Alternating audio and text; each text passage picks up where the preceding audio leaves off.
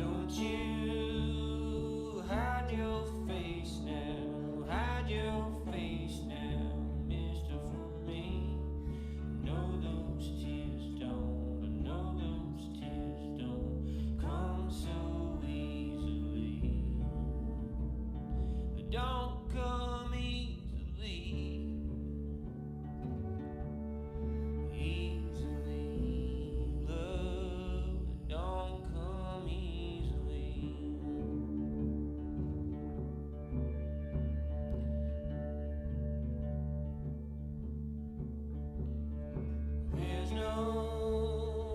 There's no shame in all this playing, living so free.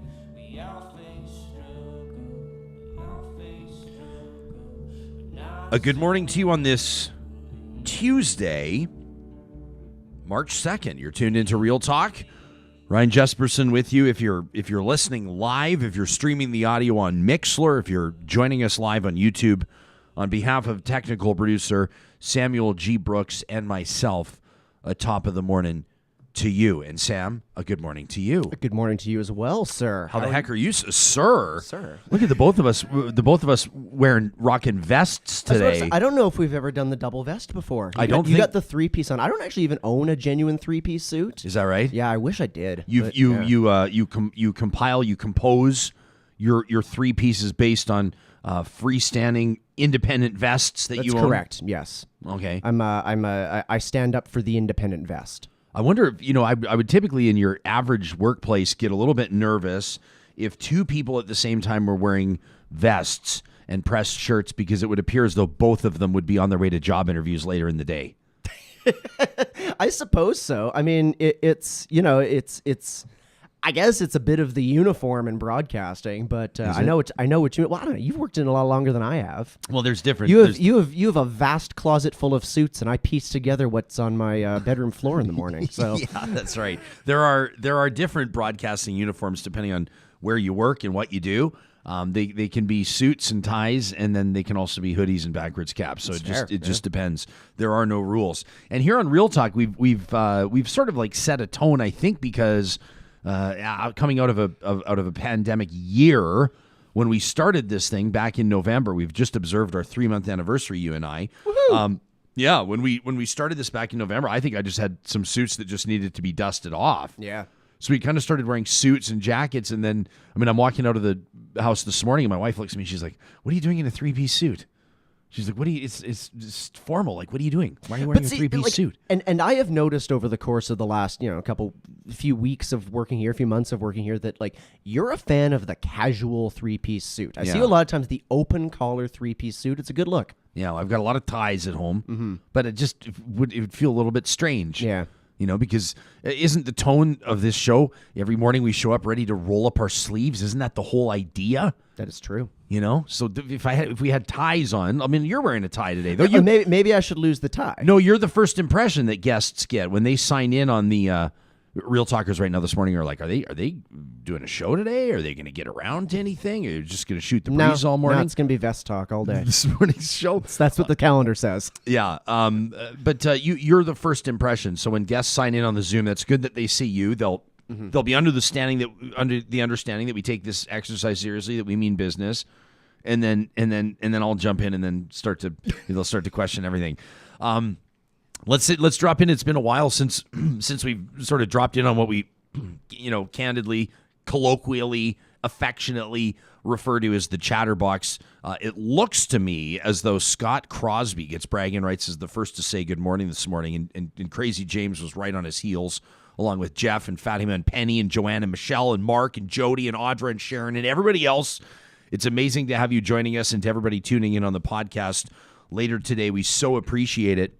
I love it when our hashtag gets going mid-afternoon, Real Talk RJ, and you know that everybody's downloading their podcasts and starting to take in the show. Today's show is we've built it to breathe, because we get so many wonderful emails. We tell you this all the time, to talk@ryanjesperson.com. We solicit your emails, don't we? We ask you for them. We say, tell us what you think, and then you tune in and you get these shows where there's 5 or 6 or 7, or last week we had a show with 9 guests, and you go, were you planning on reading any of our emails? Were you planning on getting to anything that I spent 45 minutes writing, Jesperson? And so today we've left the opening block wide open. We've left the middle block open. We're going to touch in. We're going to talk to an audience member that I've never met before. I don't know a ton about him. This is exciting. But we've received, correct me if I'm wrong, like call me on my BS if I'm exaggerating even one little bit. We have received, when it comes to the emails from audience members, from Real Talkers nominating this guest, we're into the triple digits. We've received I would say that is correct. more Yes. than 100 email nominations Yeah. for Les Landry out of Medicine Hat, Alberta. People want to learn what makes this guy tick, and so do I. I don't know a lot about him. This is an audience-nominated conversation, and we say every single morning, it's your show. You let us know what you want to hear. You let us know who you want to talk to. This guy's founded a grassroots startup. It's called People Fighting Poverty. It's modest beginnings. Les himself is going to paint a picture for us. I mean, I watched a video that he posted the other day on his social media, and he says, I know poverty. He says, I can taste poverty. And I thought that was like a visceral way to put it. And so we're going to find out what makes him tick. I'm curious to know, and Real Talkers can let us know why they nominated Les. It's something really, I think, it's both encouraging that he's helping people out. He's working to lift people out of poverty. It's also kind of disturbing and troubling that citizens, that we look around society and we understand. I mean, I saw he was putting a plea out, and what he tries to do, my understanding, we'll get him to clarify, but he connects like grassroots donors and people living in poverty, and he tries to set up sort of fund transfers where in any given month, he says a donor or a sponsor, he calls them, might transfer someone $20 or $30. And I saw this video he posted, and he goes, maybe you could transfer it like in, the third week of the month when the funds kind of start to dry up. And he says for somebody that could be a loaf of bread, a jug of milk, and a jar of jam, just enough to get them over the hump. And I went, oof, So I'm really appreciative when we review provincial budgets, and we talk about federal budgets, and we're talking in these millions and billions of dollars. And sometimes I think it's the role, and it's an important role of a show like this, to talk to people that are living policy changes, people whose everyday life is impacted by things like, for example, de-indexing AISH. AISH, if you're watching from outside Alberta, the Assured Income for the Severely Handicapped. So I think it's going to be a moving conversation. I think so as well. I kind of share your sentiment. Is that like individuals like Les? I'm so moved by what he does, and I'm so angry that he has to do it in the first place. Yeah, like that's my big takeaway from that. Is just like this shouldn't have to happen. That's well said. We asked for your thoughts yesterday. A listener wrote in to ask me to stop using a certain phrase, and we asked for your response. And in particular, the two Adams wrote in. Pretty sure they don't know each other. Their emails, the tones of their email are very different. We're going to open with those in a moment. The two Adams writing in on one subject line, thoughts on the words we use, the other subject line, language we use. And so the two Adams in just a moment. We're going to get to your reviews of my interview with the Honourable Minister Seamus O'Regan on Friday, Minister of Natural Resources. We're going to get to my conversation with Shannon Phillips. Susan wrote in to say she was very disappointed with both Shannon Phillips and myself in that conversation. We'll find out why. Colin wrote in with a sports metaphor, a hockey metaphor. Colin figured out the hack. I was about to say, this is how you get right to the top of Jespo's inbox. He figured it out. Yeah. And now that I've put it out here, now we're going to get, now it's going to turn into you might say a race to the bottom, but I should come up with a hockey metaphor, shouldn't I? Hockey metaphors will get your email read. As long as it's good, and Colin's is. Plus, we're going to find out why David and Eva both wrote in about the PST, and Lindo chiming in on private school funding. He says most people that want to defund private schools don't have all the information, so we're going to leave some time for his email too. We got a lot of ground to cover, as you can tell, so we should start the show by reminding you that the team at Bitcoin, our proud title sponsor, is ready to ease you into the transition that is awareness around crypto. Don't let another day go by without completely understanding what on earth people are talking about when they talk about Bitcoin and blockchain and crypto and what are these digital wallets everybody's talking about, and why does this matter, and so many questions. Wouldn't it be nice to just talk to a human being that could answer your questions one by one, and then maybe even show you if you wanted to buy and sell Bitcoin, you wanted to make it easy, they can take you through the process. That's exactly what Bitcoin Well does. Bitcoin ATMs across Canada, proudly headquartered here in Edmonton, and they're going public this year. We'll keep you posted on that. Under the sponsors tab is where you'll find them at ryanjesperson.com. Real Talk starts right now. Here's Ryan Jesperson.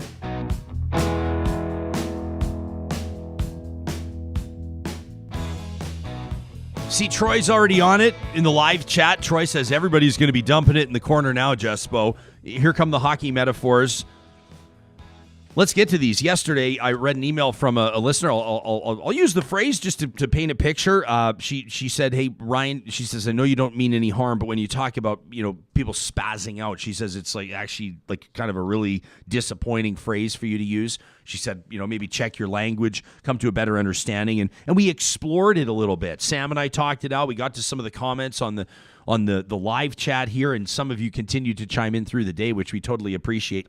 It includes Adam, who sent us this email, and we're always wanting to hear what you have to say. Talk@ryanjesperson.com is where you can get in touch with us. He says, "I really enjoyed your dialogue on Monday, questioning why we use certain words and whether they should be used or not.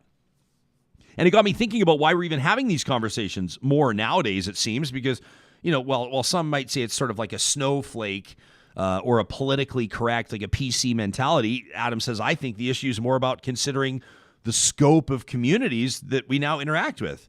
We didn't have as many of these conversations before social media because people weren't as interconnected. And we had dialogue in smaller communities where we weren't exposing ourselves to numerous different viewpoints, ones that we see online every day now. Before social media, if you had a thought you wanted to share and you chose to use certain language, you might call a friend or you might email them, or at most you might write a letter to the editor in the local paper. But those ways that we communicated were smaller in scope. So, unless somebody was eavesdropping on a private conversation, there may not have been anybody around to correct somebody on their choice of words. And so, those thoughts or comments today from people are more often posted online, Twitter, Facebook, whatever. So the person posting may be surprised when people they don't even know reply, saying that these words are offensive or inappropriate. And the post or the author of the post may think, well, who's this person to call me out? They don't even know me. And it can be alienating to some people who perhaps didn't even expect a response along those lines. And that's why, says Adam, it's so important for people who are posting or commenting to keep in mind the scope of the audience and that's reading what they're writing. And it's not the same thing as a private conversation with a neighbor or a friend. And if we're able to display empathy for somebody who's offended by the use of a certain word, the same empathy as we might show to a family member who is hurt by something we might say, I think the world would be a much more decent and compassionate place. Adam says, you may think that one tweet you write may not be read by many people, but there is the potential for millions to view it online. Remember, the wider your audience, the more your words have meaning and gravity. Online, your audience is a world of people who have just as many opinions as you do, including on the use of a word. Adam says, thanks again to Real Talk for fostering such interesting and thought-provoking dialogue. I thought that was really thoughtful and great. Yeah, but, me too. And it's true if you think about it. Social media, it's not necessarily profound. It's a great point Adam makes. But before Facebook, I joked about my Uncle Larry a while ago. Before Facebook, he was harmless because, the worst he was going to do is upset people around the Sunday dinner table. Yeah. Now, there's forums and audience to be had. Different Adam. As a matter of fact, he signs off Angry Adam. And I'm going to try to do his email justice because it requires a little bit of delivery, if you will. Angry Adam says, this is actually an exceptionally complex and exponentially important topic, and I'm really glad you brought it up on the show. Language is a worthwhile discussion. Here's the way I see it, says Angry Adam. This is like the type of email you got to pay attention to every word, okay? He says, so on one side, you have your Jordan Petersons, right, who thinks it's her right to call you whatever she wants. Okay, fair. On the other side, you have people who think you should not utter a specific word during your speech because it may be obvious and direct, derogatory reference to the hearer, the consumer of that dialogue, in which case, Helen Keller can't hear you because she's too busy being an author and an advocate for disability rights and a student who became the first deaf and blind person to earn a Bachelor of Arts degree and a playwright. Anyway, there's obviously a balance here, says Angry Adam. All right, so Jespo, so please don't refer to me as Shrimp, Tiger, Kid, Sport, Pencil, or the kid with shoulders like a fish. And in return, I will never refer to you as that name you don't want to be referred to as. And if I didn't know and I somehow accidentally said it, I'll apologize and you'll say no worries, and we're good.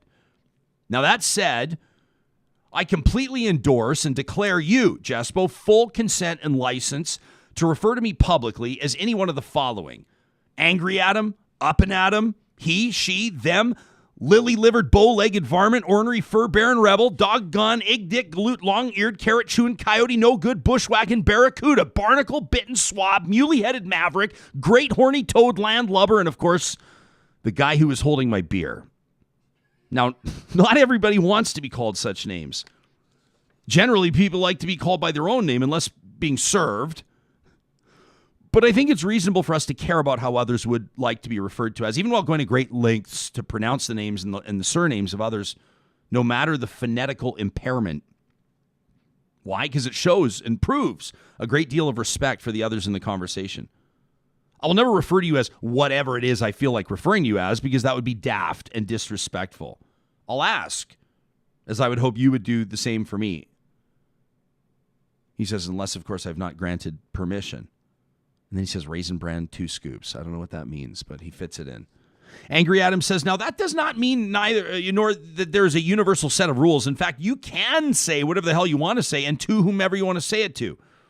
But just because you can play checkers with a lion doesn't mean you should.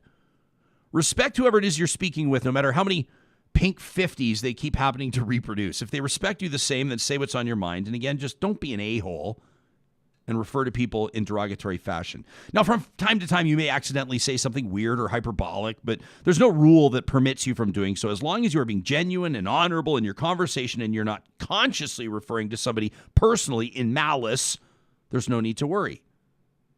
So Angry Adam says, I hope this clears things up. I just hope we all remember to be respectful with our free speech. Free speech doesn't mean we can say, just say whatever we want without consequences. Whatever it is that's said can be criticized to full extent. There is a responsibility that presupposes the incredible sacrifice that facilitates free speech, but it also doesn't mean we should hyper-censor our words. Just aim to be respectful. He says, and if you're not all right with that, make sure you inform The Rock what name you'd like to be referred to as. Sincerely, Angry Adam. And I don't know enough about the WWE to meaningfully respond to that, but thank you, Angry Adam, for your email. That was a lot of fun to read. So the two Adams coming at it from different points, but I think both of them focusing in on the fact that probably respect, mutual respect, and sincerity goes a long way. It's like there's a lot of common ground between the two Adams there. You know what I mean? It's just the whole idea is that... I said it yesterday. Language is always changing. Language is complicated. Language is about showing respect to the person you're talking to, and I think that both Adams would agree on that. I like this from Porter. It's just human decency to respect what people would like to be referred to as. Lauren says, that was a pretty good email from that varmint. He did give us permission. Okay, his list of names, this wasn't from Yosemite Sam, right? Huh? Well, his list of names to call him, this email, Adam isn't secretly Yosemite Sam, right? Well, let me just reference it because he... I'm trying to... He gave us permission, full consent and license, and I'm going to keep this on record just in case we're served, because he had a legal reference, and I don't know if that was like a precursor or some sort of a harbinger. Hang on, does he mean served legal papers, or does he mean served somebody's like giving you a meal and formally referred to the restaurant? He said generally people like to be called by their own name unless they're being served. Okay, yeah, I guess which is intuitive. Yeah. So he did grant us full consent and license to refer to him publicly as any one of the following: Angry Adam, Up and Adam, he, she, them, lily-livered, bow-legged varmint, ornery, fur-bearing rebel, doggone, egg-dick, galoot, long-eared, carrot-chewing coyote, no-good, bushwhacking, barracuda, barnacle-bitten swab, muley-headed maverick, great horny toad and lubber, and, of course, the guy that was holding my beer. Whatever that last part means, too. We might have to get Angry Adam on the show. There's a lot to dissect in that list. I feel like getting Angry Adam on the show might be like riding the mechanical bull at a cowboy bar. You might end up... You'll definitely draw an audience. That is guaranteed. It may work out well for you and it may not, but regardless, it'll be worth the time. It'll be worth it for everybody that stops by and pops in to watch. Wouldn't you say? Yeah. In just not a metaphor I was thinking was going to come up today, but I'll agree with you on that one. Every once in a while, I have to prove that I can't just operate in the parameters of hockey metaphors. I have to be able to prove that I can expand. And with rodeo soon to be declared Alberta's official sport, if you've heard this initiative, I better brush up on my. I'm trying to come up with rodeo metaphors on the fly. I better buckle up, strap in. No. Yeah. I'm gonna grab the reins. I'm gonna spur this show on toward excellence. We'll see. In just a second, this is really interesting. Folks sort of 55 plus are actually doing better. Turns out statistically, when it comes to things like investment fraud, online scams, actually it's not that you don't need to look out for your grandma and grandpa and your folks and everything and yourself. And, if you're 55 plus, the numbers show you're actually you're trending in the right direction. You know who's getting hammered by investment fraud these days? You know who's taking it on the chin? 18 to 30-year-olds. These are supposed to be these are the young, savvy kids. The kids among us that are supposed to see these red flags and sniff these things out from miles away. But it turns out that 18 to 30-year-olds are getting scammed right now more than anybody else. The Alberta Securities Commission is ramping up an awareness campaign. We're going to talk about that, find out why 18 to 30-year-olds are getting scammed so frequently in just a second. Right now, it is a total pleasure to welcome to our family of Real Talk Builders, our sponsors, the team at McBain Camera. And we're so excited to have them supporting what we're doing here on Real Talk. At McBain Camera, they want you to check out the Nikon Z50 camera. Sam, I know that the Nikon Z50, a lot of people are excited about it. I want to make sure it's okay if I call it the Z50, not the Z50. Now, if we're here in Canada talking about this camera, Z50, I'm assuming I've got the green light to proceed on this. I mean, I can't speak for Nikon, but... Am I going to sound like I don't know what I'm talking about? But see, I always refer to things as Z, too. You know what I mean? I think you're right on that. It's a better sounding word. The Camaro, you have it as a... It's a Z28. Okay. Absolutely. Now, the bearded band. Well, I don't want to say ZZ top. You just that can't. That sounds a little odd, but you can't. But I'm going to call it the Z50 camera. It's McBain Camera, that is Alberta's best destination for photographers and content creators. And the Nikon Z50 allows you to tell your story beautifully. You get stunning 4K Ultra HD with 1080p slow motion time-lapse mode, so much more. Plus, they have that LCD screen you can flip down to activate self-portrait mode. Perfect for taking selfies. You can download Nikon's webcam utility, live stream from Zoom, Twitch, YouTube, and more like a pro. And when you order at McBainCamera.com, that Nikon Z50 body or kit, use the promo code REALTALK, one word, REALTALK, at checkout. You'll get a free spare battery to power all those adventures. You can shop safely at one of their 6 convenient Alberta locations or live chat with a team member right now at McBainCamera.com. And to the team at McBain, welcome aboard. It's great to have you here. Let's find out why young people are more and more susceptible. I mean, young people are getting taken or getting scammed when it comes to investment fraud more than any other age group. Hilary McMeekin is the Director of Communications and Investor Education at the Alberta Securities Commission. Hilary, welcome to Real Talk. Thanks for making time for us.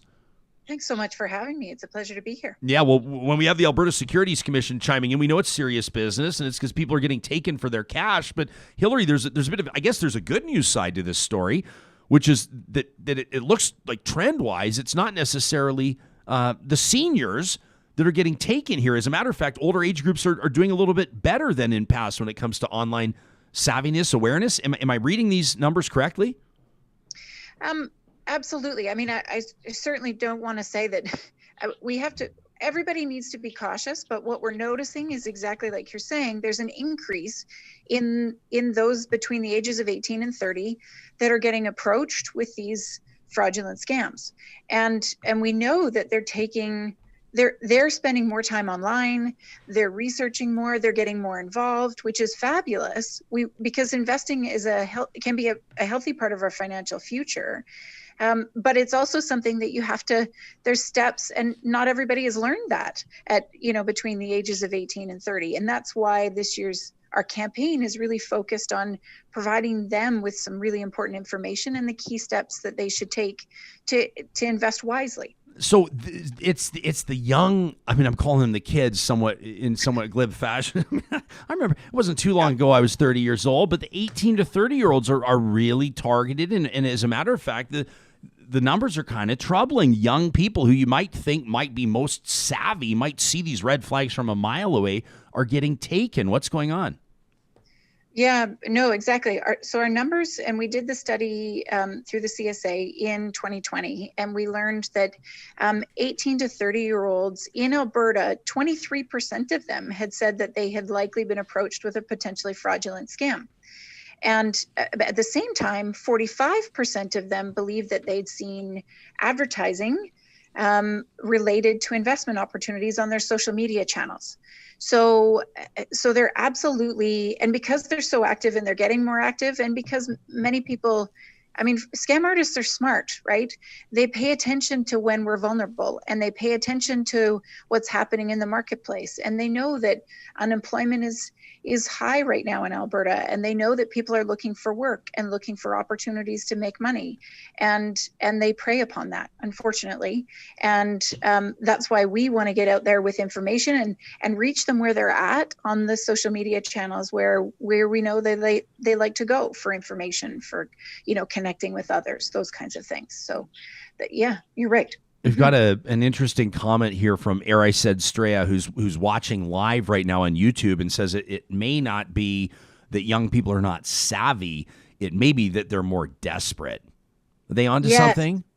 Totally fair. Absolutely fair. Yes, because they're trying to start their lives and they're trying to start their careers. And Alberta, we certainly need investment in the province, because that's how we contribute to the economic recovery. But and that desperation, we certainly see it, and we see, yes, he's right. So totally appreciate the comment. And that's why we're certainly not suggesting through the Alberta Securities Commission that people don't invest, but rather they take the steps to protect themselves and to invest wisely. Yeah. And that's where our campaign really focuses on this year. Okay, well, let's talk about this campaign, and we can show our viewers this. If you're listening on the podcast, you can obviously check out our YouTube show to check this out, checkfirst.ca. Checkfirst.ca gives you the Alberta Securities Commission fraud excuse bot. Kind of a fun way to approach what can be a devastating situation here. Can you take us into what this is all about? Absolutely. And you just hit the nail on the head. So recognizing that, it can be fun to take the right steps for you that protects you. It can absolutely be fun. And so we created this excuse bot. It is full of crazy, wacky excuses. Someone yesterday asked me if they could use the excuse for something else, like getting out of a dinner date or something like that. And I said, by all means, have some fun with it. But the premise is if you see something on your social media channels and you're curious, or you're getting pressured, because that often happens, particularly online or even in person too, but that, get in now, this is your chance, don't miss this opportunity kind of language.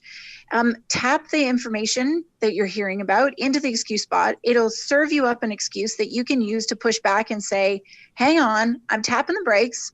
I'm taking a minute here, and I'm going to do the proper research to make sure this is the right investment for me. Okay, so why don't we do this live on the air? Why don't you take me through this? Okay, so it says what kind of investment is on your mind? What's a classic scam? What do I say now? They send check and I deposit, then send money back. That's one of the ones, right? Isn't it? It could be. Absolutely. Okay, excuse. So let's see. Yeah. Here we go. It says, I'm really busy right now. I'm deep in a Wikipedia rabbit hole. Ever hear about Toynbee tiles? What about sailing stones? And then it points me here where I think you go. Let's look up the facts on the red flags of fraud. There we go. So I click on this, and then it's going to take me here, I imagine. Okay, here we go. Investment fraud, red flags. So this is kind of like a fun, lighthearted way to point people in the right direction, right? Exactly. Yeah, perfect summary. Thank you. Absolutely. Yes, it is.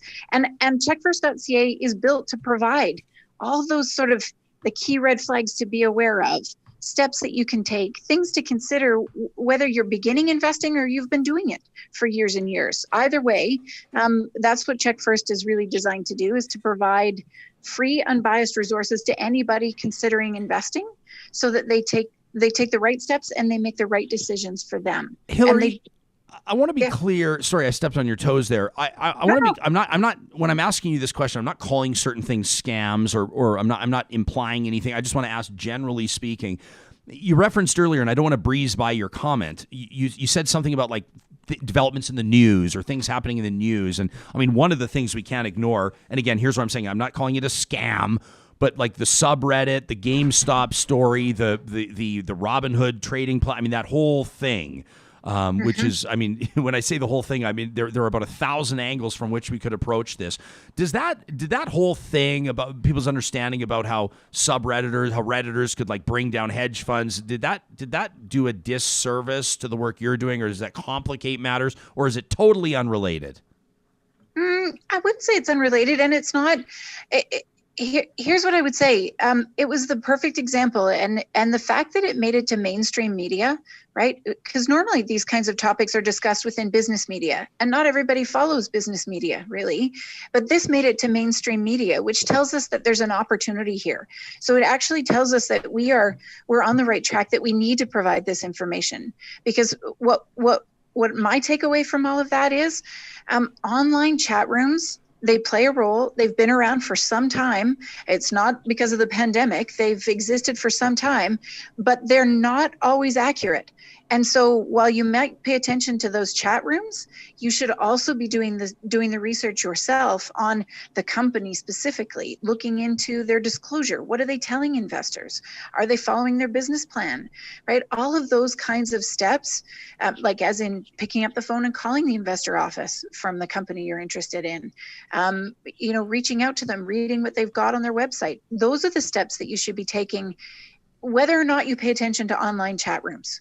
So, and not everybody does, but they play a role, and some people do. So, and that's fine, but just make sure you do the extra step and really look into it for you. Yeah, the online chat rooms thing, and I feel like market accessibility is a good thing. It's cool that people can self-direct trades and get involved, and that sort of that veil has dropped to a certain degree, and more people are becoming financially savvy and working toward their own financial sovereignty. But with that comes the risk that inexperience involves a certain amount of vulnerability.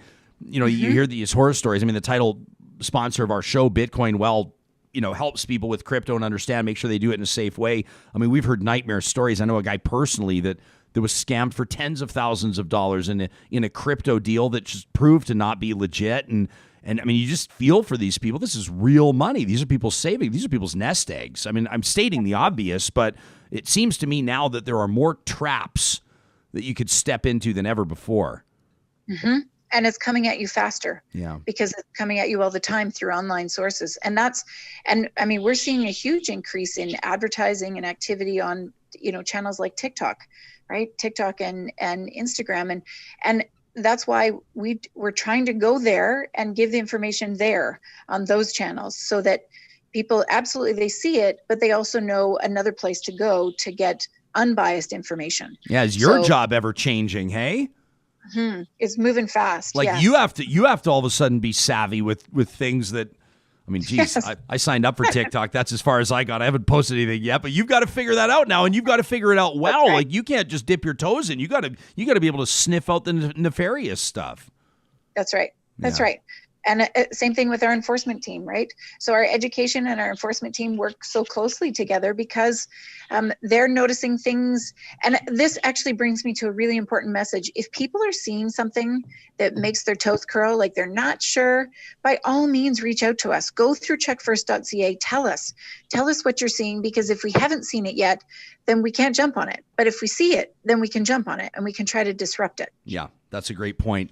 Hilary, thanks so much for making time for us. I wanted to get to the bottom of why it's young people here that are most targeted. Appreciate you pointing us in the right direction. Thank you for having me. It's a pleasure. You got it.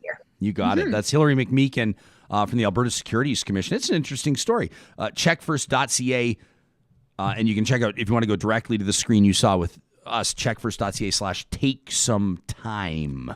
Do you feel like you have a pretty good detector on it? Sam, you strike me as the type of guy that would have a pretty good detector on this stuff. I think I do. I think everybody that claims that they're a good detector on this stuff probably has a blind spot. Yeah. You know what I mean? Yeah. I mean, I'm, like I've said many times on this show before, I'm very boring when it comes to investing. So, don't take my advice because it's not exciting. Maybe that's why people should take your advice. Maybe. Okay, buy index funds. There you go. But it's just, it's. I think it's also a bit of like, I'm 31, and so social media kind of developed as I was developing financial literacy. Right. You know what I mean? So I think that I fall in this kind of sweet spot generation where these scams developed in real time in front of my eyes. So they're pretty easy to spot.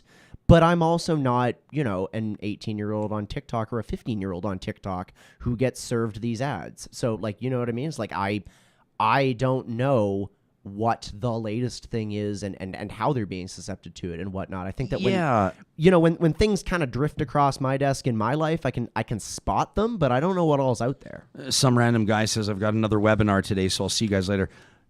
Where are your priorities? Some random guy. What? You need to check your priorities. Some random webinar, apparently. Some random webinar from some random guy. Obviously, real talkers, we're going to need to talk to this some random guy. We're going to need to talk to. It's worth pointing out. I mean, it's really interesting right now to read who's watching us online, and so many people are talking about different ways that they've been targeted or different ways that people have tried to sink their hooks in. And I think it's worth pointing out. It may be obvious, but it's worth pointing out that you don't have to be naive. You don't have to be ignorant to get taken by a scam artist. They're good at what they do, and you hear these horror stories all the time by people that are, otherwise very savvy. Well, I mean, their whole job is to figure out how to be savvy. You know what I mean? Like scammers are always one step ahead of everybody else. So I get it. Yeah. Thanks to the Alberta Securities Commission. Wanted to remind you that as you start to dream of tulips, daffodils, and the early signs of spring, I know as soon as I say this, we're going to get annoying photos from those of you that are watching us from New Zealand and Costa Rica and Palm Springs, where it's always fabulous. It's always beautiful. You're going to show us your gardens that are spilling over right now with bounty. For the rest of us, as you look to improve your outdoor space for the spring into the summer of 2021, might we point you in the direction of Eden Landscaping? If you're dreaming of a backyard kitchen, a patio, a new deck maybe, an outdoor room, a gazebo, a greenhouse, maybe you want your neighbors have a big boulder on their front lawn and you want to get one that's like 1 foot taller. Eden Landscaping can do that for you at landscapeedmonton.ca. Check them out under the sponsors tab at ryanjesperson.com. Also wanted to remind you, it's a huge week for the team at Friesen Brothers. They've been Alberta owned and Alberta grown. As a matter of fact, I think they prefer Alberta grown, Alberta owned for more than 60 years. Founded by the legendary Officer of the Order of Canada, Frank Loveson. He and his beautiful wife, Agnes, their family, so excited to be opening their 15th Alberta location this Friday, March 5th in Edmonton, just off the Anthony Henday at Rabbit Hill Road. I was able to tour the store yesterday. Masked up, toured the store. It is unbelievable. It's absolutely unbelievable. I don't know if I should be spoiling the surprises or not to let you know what's in there, but they have like a smash burger grill. I was going to say, you've dropped some hints before. We know about the grill. We know about the craft beer. They have craft beer on tap. Oh, my God. They have local craft beer on tap at the grocery store. They've got a fabulous pizza oven. They have a whole section dedicated to Alberta honey. They have like mountains of chocolate fudge. I was just walking through like, what is going on? They had the smokers going. They smoke on site, They had the smokers going yesterday, and I just walked in and I was like, oh, wow. That place must, between the fresh baked sourdough bread and the smokers going, that place must smell incredible. You know what's going to happen? It's a lot of people are going to get in a lot of trouble because they're going to end up spending so much time at the grocery store. Like me, I'm going to be there crushing like a beef short rib and a few pints. I'm going to come home hours after I was supposed to be home. I'm going to reek like beer. Don't worry, I'll Uber. And then Carrie's going to be like, where were you? And I'm going to be like, I was at the grocery store. She's going to be like, yeah, right. You reek like, where were I'm going to be like, I was at Friesen Brothers the whole time.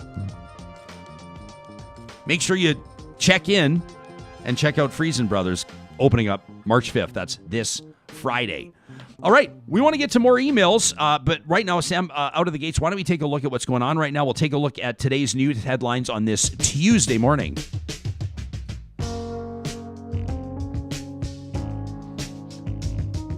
So we're trying to get to the bottom of this story, what's going on with the different vaccines. You see people talking about, one is better than the other. Do you want to hold out to get this vaccine, or should you get that one, or does it work for both of us? Does it matter if mom or dad or a senior and maybe we want to hold out for the other vaccine? Well, Canadians tempted to shop around are basically being given simple advice from experts that are saying take what's offered as quickly as possible. As a matter of fact, Real Talk reached out to Dr. Brad Wouters out of the University Health Network at the University of Toronto. He was hoping to join us this morning, couldn't, but he sent us a quick statement. He said, I'm not available to join, but please tell Real Talkers that my message is very simple. This from Dr. Brad Wouters, University of Toronto. We have 3 extremely effective approved vaccines. My advice to Real Talkers is to take any vaccine that is offered. We are in a race against more transmissible variants. And that seems to be the tone across Canada. An independent committee of experts have drawn a distinction between AstraZeneca's vaccine and the 2 others that are recommended by the Public Health Agency of Canada. The committee's determined there's not enough data, they say, to specifically recommend AstraZeneca for Canadians 65 and older, but the recommendations make clear those that are previously prioritized for vaccination, including frontline workers, Indigenous Canadians, should receive mRNA vaccines as a first choice. If it's not available, AstraZeneca should be given. And we'll keep you posted on that story as we receive more research and as we receive more details. Let's take a look. If you're tuning in from Alberta, if you're listening to our podcast from this prairie province, here are our COVID numbers per yesterday afternoon, as announced by Alberta's Chief Medical Officer of Health, Dr. Dina Hinshaw. 4,674 active cases, including 257 in hospital, 48 in ICU, 1,188 Albertans have lost their lives to COVID-19. Sam, those are striking numbers. If you take a look, I mean, you look back to where we were in, December into January, those numbers, I mean, was it 48, I think, in ICU there? You remember when we were closing in on 600. I was about to say, yeah, we had some serious. I don't think we ever had 600 in ICU, but certainly in hospital, right? We had a couple hundred in ICU. Pardon me, yeah. I think 600 was the number that Dr. Shazma Mathani had told us was her impression of when Alberta would be reaching a crisis point of ICU capacity. Right. Thanks for that fact check. You're right. You're absolutely right. So with these numbers down, Alberta easing public restrictions yesterday, so libraries able to reopen now with 15% of fire code capacity, so still not packed. Fitness centers are able to resume some low-intensity individual and group workouts for adults. The Premier had this to say to Albertans, and we want to give you a bit of an extended clip here. We're not going to cut 8 or 10 seconds here. Here's a portion of what Premier Jason Kenney had to say with regards to numbers down and new restrictions being lifted. While our hospitalizations are dropping, we have seen cases at the same time level off. So the number of active cases has leveled off recently, and the testing positivity rate has risen a bit. We also have observed a small increase in the daily number of new variant cases, and that is worrisome too. That's why we have to proceed cautiously while still moving forward. I know that many Albertans want us to relax many more health measures today, but we cannot and we must not allow exponential growth to start to take hold, driven by these new, more contagious variants, as we've seen in many countries around the world, because to do so would end up in weeks jeopardizing our healthcare system. So we must take a balanced approach and move carefully and safely, focused on the data, and with the expert advice that we receive from the Chief Medical Officer and the Public Health Team. To every Albertan that is worried that we're moving too slowly and who longs for life to get back to the way things used to be, I hear your concerns, I share them. We all want to get back to that place as soon as possible. But for that to happen, the game changer is the vaccine. It is incredibly frustrating and totally unacceptable that Canada is ranked 40th in the world for per capita inoculation against this virus. Widespread use of the vaccine will mean freedom. which is why we renew our urgent call on the federal government to catch up with the rest of the world in vaccine procurement. So that was Alberta Premier Jason Kenney yesterday giving you an idea of sort of what's factoring into the government's decisions and what that phase 3 might look like as well as numbers continue to drop. Hospitalizations, this is a good thing. Now, it doesn't mean we're out of the woods. And, of course, doctors are going to remind you that those new variants are still a reality. And on this front, did you see this about these Dr. Seuss books? 6 Dr. Seuss books. Today is the famed children's book author's birthday, Theodore Seuss Geisel. And the business that preserves the author's legacy announcing today that 6 of his books will no longer be published because they portray people in ways that are hurtful and wrong. So these titles include And to Think That I Saw It on Mulberry Street, If I Ran the Zoo, McGilligot's Pool, On Beyond Zebra, Scrambled Eggs Super, and The Cat's Quizzer. So these 6 books, the Dr. Seuss Enterprises, by way of statement this morning, says it made the decision after consulting educators. Says it's part of our broader plan to ensure that the Dr. Seuss catalog represents and supports all communities and families. It's one of the best-known children's authors in the world. It goes without saying. Maybe the best-known. Oh, yeah. I mean, How the Grinch Stole Christmas, Cat in the Hat, Green Eggs. I mean, everybody's I think got most their... of us started reading Dr. Seuss books. Oh, the places you'll go. Do you have a favorite? Ooh, I mean, I have a real affection for the Grinch. Oh, yeah. You know, like every Christmas, that's kind of required reading for me. You know, 650 million copies of Dr. Seuss's books have been sold worldwide. But did you know that starting back in the 1920s, had a long history of publishing racist and anti-Semitic work? Once drew black boxers as gorillas, perpetuated Jewish stereotypes, portraying Jewish characters as financially stingy. This is according to a study published in the journal Research on Diversity in Youth Literature. So an interesting step moving forward. As we talk, I mean, we opened our show today reading emails from the two Adams on language we use and sensitivities we have and steps we can take to walk the walk on meaningful inclusion. We're going to get back to more of your emails. We really wanted to commit to leaving time on today's show to honoring the time and the effort that you put into being in touch with the show. And so I got this one from Colin to talk@ryanjesperson.com. He says, I listened to your segment on Monday with Ricardo Acuna and Dr. Lori Adkin. And he says, Ryan, you speak in sports analogies, so here you go. If a team like the Edmonton Oilers paid players like universities pay academic staff, we'd still have Wayne Gretzky and Mark Messier counting against the team's salary cap. And there's no way we could afford Connor McDavid at that point.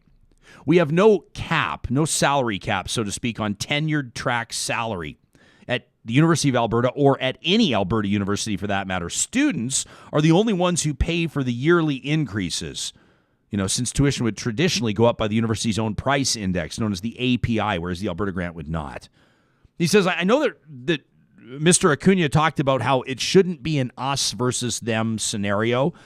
I asked Ricardo about tenured salaries and researchers' salaries and how oftentimes there's a real discrepancy. Because you take a look at all these job losses that are being announced by the hundreds and hundreds at these Alberta universities. It's not the tenured faculty members. It's not the top ranking researchers. Those aren't the ones on the way out.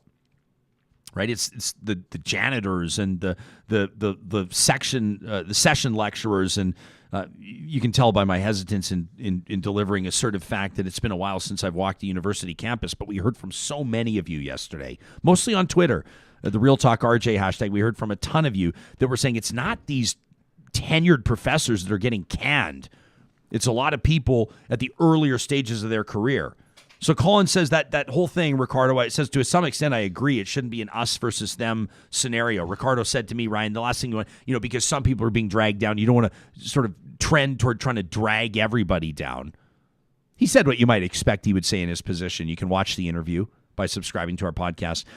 Colin says, but this so-called exploitation is not being perpetrated by central administration, adjusting the way some of his membership, the academic staff union, receives compensation. It would help rectify that. Universities are very hierarchical, with students and support staff at the bottom, with contract teaching staff slightly above. then tenure track, and then it gets a little blurry with central admin and the superstar researchers. Colin says the student and support staff voice needs to be heard. They're the ones shouldering most of the negative consequences from these cuts. That from Colin. Wanted to let you know we're working on a roundtable that'll put those voices in front of you. David in Calgary wrote in, and his subject line, Sam, we saw this in the email inbox, was not subtle. His subject line reads in all caps, PST now. David in Calgary calling for it. How about those results of our question of the week? 80%, I think it was 78% of Real Talkers said they're okay with the provincial sales tax. Yeah, I mean, I think I'm shocked and I'm not shocked because, at the same time as we've been hearing when we talk to a lot of smart people about this, like David Hurley yesterday, it's a PST, I think, actually has a lot of favor, but nobody will actually stand up and say it. It's like it's the best kept secret in Alberta that we need one, and everybody believes in it, but nobody wants to blink first. I thought Hurley's insight were great It was on fantastic on that. Oh, yeah. His insights were basically, if you missed that interview, and you should catch it because it's worth it. His comments on the dynamic between Ottawa and Alberta, I thought he was great. He basically said if I was Ottawa, if I was a Liberal Party, I'd stop talking to Calgarians and Edmontonians like they're Westerners, and I would just talk to them like urban dwellers, people that live in big cities that have big city concerns. You got some great comments, by the way, from folks that said that's not limited. Like David Hurley said yesterday, talk to them like they're people that care about diversity and inclusion and all these types of things. And we got some emails from rural Albertans and folks on the prairies that said, why is he limiting that to the cities? Those are priorities for us too, which was a great point. I think it's absolutely a great point. But Hurley basically yesterday said, what did he say? No one's going to campaign on a PST because they'd lose the election. Yeah. And if you roll in a PST, you acknowledge that you may need to do it for the good of the province, but you're going to lose the next election. Well, and I mean, it's kind of funny is I said very cynically to Kelly yesterday, I don't even know why I'm saying this on air, if the UCP was smart and they knew that they weren't going to do well in the next election, they'd institute it right before they leave office and spend the next 4 years lambasting the government about how they're misspending the PST. Oh, that's an interesting. But Jason Kenney is just on. He'll never do that. I mean, the guy was like the founding. What was his title? He was like the founding CEO or something of the Canadian Taxpayers Federation. So I was like, we know that will never He's just happen. not I said gonna it was a do very cynical take. Yeah, he's not going to do it, but it's an interesting one. If you write the Choose Your Own Adventure Alberta Politics Edition, that would be a great one. You turn to page 76 to implement the PST. Yeah. Am I dating myself? Did you have those books when you were? I had Choose Your Own Adventure books. They were great. They're awesome. Yeah. David in Calgary says Albertans must, all caps, must come to grips with the cold, hard truth. The only way to solve a budget deficit is through increasing tax revenue. A 5% provincial sales tax would be the lowest in the country and would have the power to erase our province's budget deficit within a decade. It would adequately fund services and infrastructure we desperately need without harming quality of life for the majority. The fact that no politician in this province recognizes this is borderline criminal. David says it shouldn't be political suicide to create a scheme. You can't use that word, David. Let's say create a structure where the budget can be fixed without gutting the public sector. The vast majority of Albertans want high-quality healthcare, education, and infrastructure, but only as long as somebody else pays for it. Selfishness and privatization are not how a functioning society works. It's our civic and patriotic duty to pay our fair share so everyone can benefit. This selfish American-style taxation is theft mentality has to change now, or Alberta is permanently doomed to a future of crumbling roads, schools, healthcare, a poisoned environment, widening inequality, and poverty. That from David in Calgary, who wants a PST now. Susan wrote in after we talked to the NDP's finance critic, Shannon Phillips, formerly Parks Minister, now sitting on the opposition benches. We talked about the budget and what would the NDP do. And Susan said, public sector negotiations, contract negotiations came up. And I said, and I'll stand by it, if I was the finance minister, if I was representing the provincial government, I would be starting at a 0% increase. That's the position I would take in bargaining. I'd start at 0%. Then I'd say, we'll make you an offer right now at 0% increase. It's yours to sign. And if you want to fight it, then we'll fight it and we'll see what happens. But 0% is our offer. Doesn't mean I don't respect healthcare workers. It means that it's complicated. And it means there's a lot going on. And it means that Alberta's looking at a $20 billion deficit on what's usually a $45 billion budget. That's huge. So Susan writes in and says, I was pretty disappointed with the interview with Shannon Phillips on Budget Day the day before. She says it appears that you both took some satisfaction that government workers' salaries would be frozen. Susan says, in fact, the government's been negotiating that they want a 4% decrease across the board, and some up to an 8% decrease. And Susan's right. I mean, the rumblings are that we're going to see 7 to 8% cuts on some salaries pretty soon. Susan says, contrary to popular belief, the Alberta NDP did nothing for government workers while they were in government. Look at how happy Shannon Phillips got when she bragged her government screwed over workers too. Susan says, I was super disappointed with both of you. That from Susan. I appreciate you watching the show. Appreciate you taking the time to chime in. It's okay to be disappointed in the interview. I mean, Susan, respectfully, you're out to lunch if you think that Shannon Phillips or myself would take satisfaction in the fact that people's salaries are frozen, that people are getting, quote, screwed over. But let me just say this. Contained in your own email, you're saying the government's been negotiating for a 4% decrease. What did I say? I said I'd start at 0.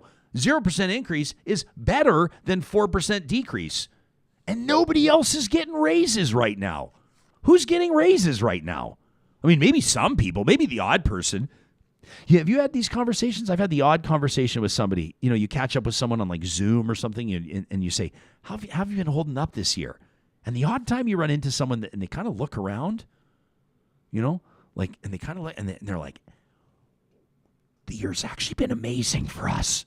Like, our business is booming, but we feel terrible saying it out loud. There's a real survivor's guilt going around, I think, you know what I mean? Yeah. With the pandemic, is just like, you know, it's because you're right. You feel we live in a world right now where you actually feel down on yourself if something is going well for you, you know, and it's on the one hand, I think we need to be able to celebrate these things. On the other hand, you can't go out with your friends and celebrate these things like I normally do, you know? So it's a tough time for everyone. It is. EVA. Would you say Eva or Eva? Eva? I would say Eva, Eva. but that's just me. But I would almost say Yeah. Eva. Eva, All right. Eva. Well, if we say them both, I hope we honor you. Eva says, we tune into your show every day from Invermere, BC. Thank you. One of my favorite places in the world. Phenomenal. Absolutely. Phenomenal. Right? You got skiing, you got golf, you got, what is this going to turn into? A giant lake? It's going to turn into a tourism segment for Tourism Invermere. Eva says, I listen to your show from Invermere. We moved here last year from Ontario to be closer to our kids in Calgary. Says we lived in Calgary for like 30 years, except for a 5-year stint in Dallas. So part of my heart is still in Alberta. Says, I have to admit that part of what made us choose BC over Alberta is Alberta's premier. Watching his government just makes me so angry. So this choice was better for my mental health. She says, I'm a fiscal conservative, and I would describe myself as socially liberal, and for most of my adult life, I voted conservative, and that includes voting for Stephen Harper. As a matter of fact, we used to live in his riding in South Calgary, and it was always an uneasy compromise. For me, the reason getting so concerned about balanced budgets and debt was that that we would leave to future generations. We wanted to minimize interest payments in order to be able to take care of people. Eva has that bolded. Not so that we can keep the income gap growing by doing everything to make sure that taxes are kept low at the expense of the less fortunate and the middle class. The current conservative movement is mean-spirited. And in my mind, as a longtime conservative voter, it panders to anti-immigrant and racist undercurrents in society. The disdain for elites and the media are also bad for democracy and not something I can support. She says, here's my solution for implementing a PST in Alberta. Have a referendum. Along with the municipal election this fall, put it to the people. Make the question simple and specific. Do you favor a 2% PST for Alberta? Parties could run saying that they'll respect the will of the majority. That way they don't even have to own it. She says you could also add a clause that it could only be increased by referendum. Well, that is the reality. Here's the thing. I mean, I've seen a lot of people, I think it was Fake Ezzy on Twitter. I retweeted it the other day, came up with something and said, Premier Kenney is promising this equalization referendum on the ballot in the fall when Albertans go to the polls to choose their next town and city councilors, mayors, reeves. fake ESIs. I mean, it's in my mind, it's a money burning exercise. It's pointless. You already know what the result's going to be. And it's non-binding, and who cares? It's non-binding. Who cares? It's a great way to get people of, I think, a certain political persuasion or political leaning out to the polls to vote in the municipal elections.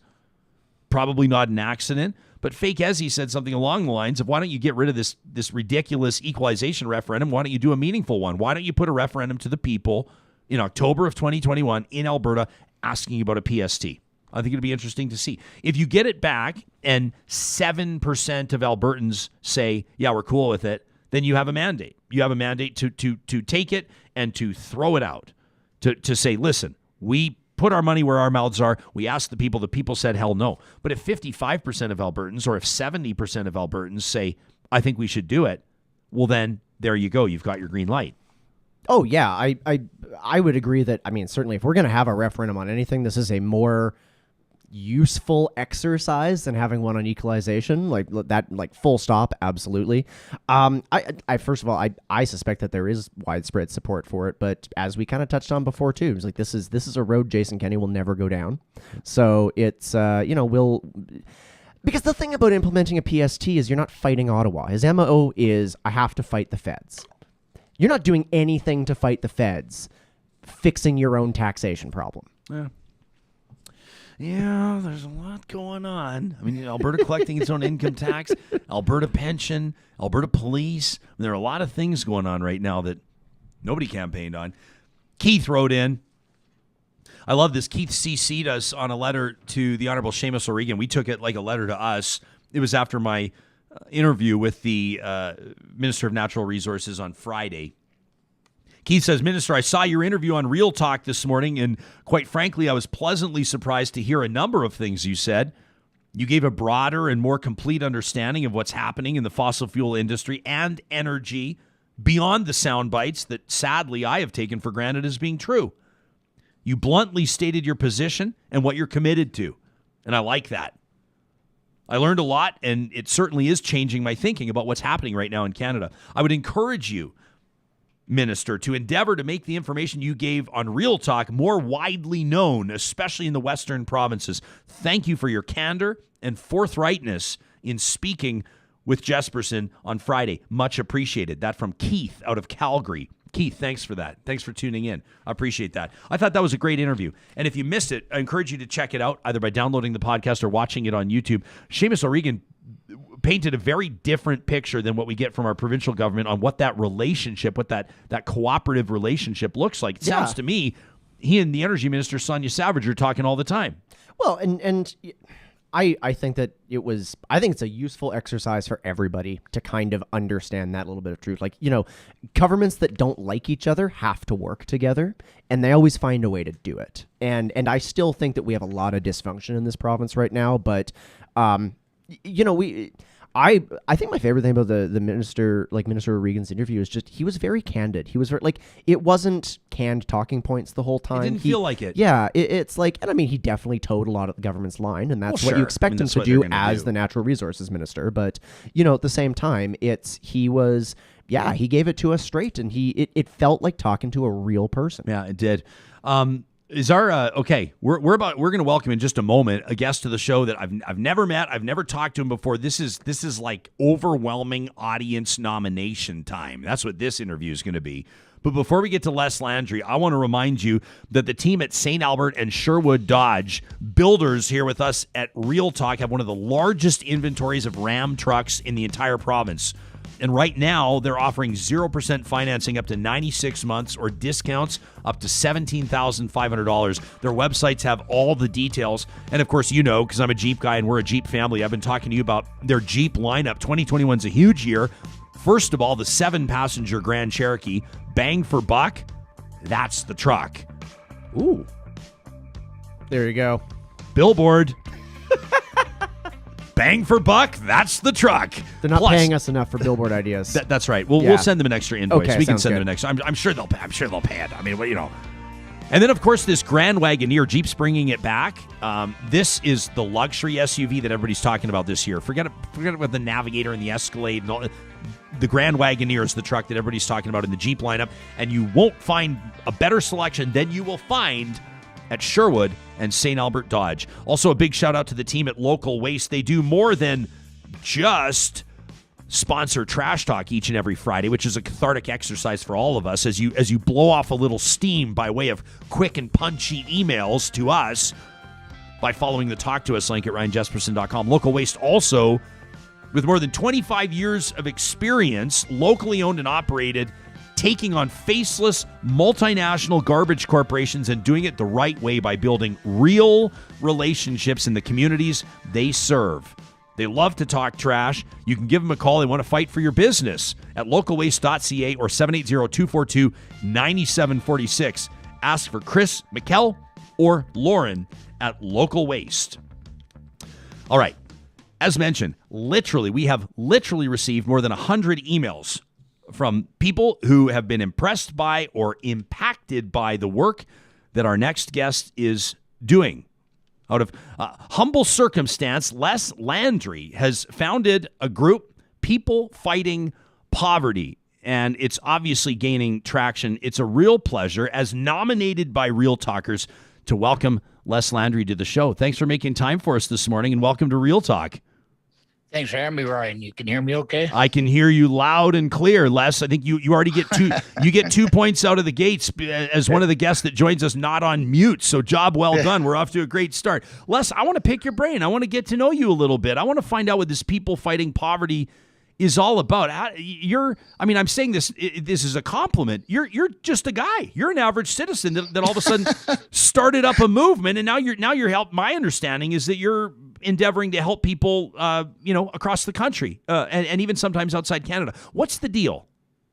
First off, I want to say thank you for having me. And that intro that between you and Sam earlier, and I chatted with Sam, and I said, after that, you don't need me. So, anyways, a little bit about myself. I was raised by a single mom in poverty, or a person that people called my mom. Things weren't good at home for me. And then by 9 years old, I was attacked by a pedophile. So one could imagine my life. My life took me to places no human being ought to go, and very few people make it alive. So I've tasted poverty. I know what survival is about to the extreme. As my life progressed, I got into trucking. And then about 15 years ago, I developed a hernia. And while I was waiting for surgery, my resources ran out. I was living in a van. A friend of mine took me to Alberta Works, which is survival, minimal survival. And Alberta Works' main priority is to get you back into the workforce. So I waited about a year for my surgery, came out of my surgery with some life-changing complications. I was allergic to the anesthesia. My blood pressure climbed to 270 over 160. They couldn't control it. They couldn't stop it. And the only thing that brought it down was my service dog. So that took me to there. I got accepted on age through Dave Hancock pretty much. And I've always been very, very grateful for every dollar I get from age. I don't take it for granted. I don't abuse it. And by all means, I am very grateful for it. Even as I was working and making good money, I mean, my deductions were like $4,000 a month. And I used to look at that and say, at least I'm supporting a single mom with 3 kids. Like I was always more than willing to give back to the community, even as a person on age. So I raised some awareness on the service dog issue. Dr. Starkey commented on that on Twitter last night. I started a food bank, pet food drive, and not a food bank, but pet food drive at Christmas time to get pet food donated for people in poverty. So I always had issues with people with poverty, concern. And the first year, I raised 150 pounds. My goal was 500 pounds. Then the second year, over 1,100 pounds. And by that time, other organizations are doing it. And people said to me, aren't you mad? I said, why would I be mad? So they stole your idea. I says, no, they didn't. They enhanced my idea. So Les, you kind of see yourself as like you're a citizen actor in a way, right? I mean, you're this grassroots guy that identifies individual cases where people need your assistance, despite the fact that you yourself are hardly living flush, right? So why is what you're doing so necessary? You're a fierce advocate for people fighting poverty. That's very apparent online. What is it that drives that? I mean, is it the understanding that existing social supports are to a certain degree, or for all intents and purposes, inadequate? They've always been inadequate. Always. It's not just this government or the times. They've always been inadequate from the time from 1957, from when I was born. Always been inadequate. So I believe, and I'm a living example, that poverty is generational. And one thing about the Notley government is once you brought down child poverty to 50%. And what that done for the future of society to bring down that child poverty level and the social costs 20 years down the road, because their generation, their children will be one step farther away from poverty. So my concern is children in poverty and pretty much everybody, but my main concern is the child. So anyways, I've done a couple of other campaigns for people with disabilities and stuff that I don't need to get into. But my point with raising that is I always seemed to be able to draw people to the cause, whether it was my own personal cause or other causes, the pet food drive, or I've done some other things. And it seemed like whenever I raised an issue for myself, I mean, not too long ago, my coffee pot burnt out. And I put on Twitter, I said, well, geez, why do I do it? I got no coffee. What happened? Well, my coffee pot burnt out. My Keurig machine broke down. And next thing you know, somebody sent me $50. There's one in Kijiji. Another person said, "Can I buy you a coffee machine?" I said, "Well, no, I already got one, but I could always use some coffee." The guy sent me enough coffee to stock a Starbucks for a year. So I had unbelievable support. And 2 weeks after that, I was getting all kinds of hot chocolate. So and I wasn't even asking for this stuff. Well, Les, this is what struck me is your video. I watched one of the videos that you posted on your Twitter, and you talk about this People Fighting Poverty initiative, and you've got a GoFundMe page that I see, and you're working to raise money. People can search the hashtag People Fighting Poverty, and I saw that you were encouraging potential sponsors. You want to facilitate these relationships. And like I said earlier, on one hand, it's admirable, it's amazing. As a matter of fact, I saw a comment, someone that's watching the show right now, right this minute, by the name of Lex, says that you were one of their saviors when they were close to homelessness. They call you a true hero, Les. So I mean, this is interesting that you're rallying people together to sort of create these partnerships where someone can transfer somebody else $20 or $30, a relatively modest amount.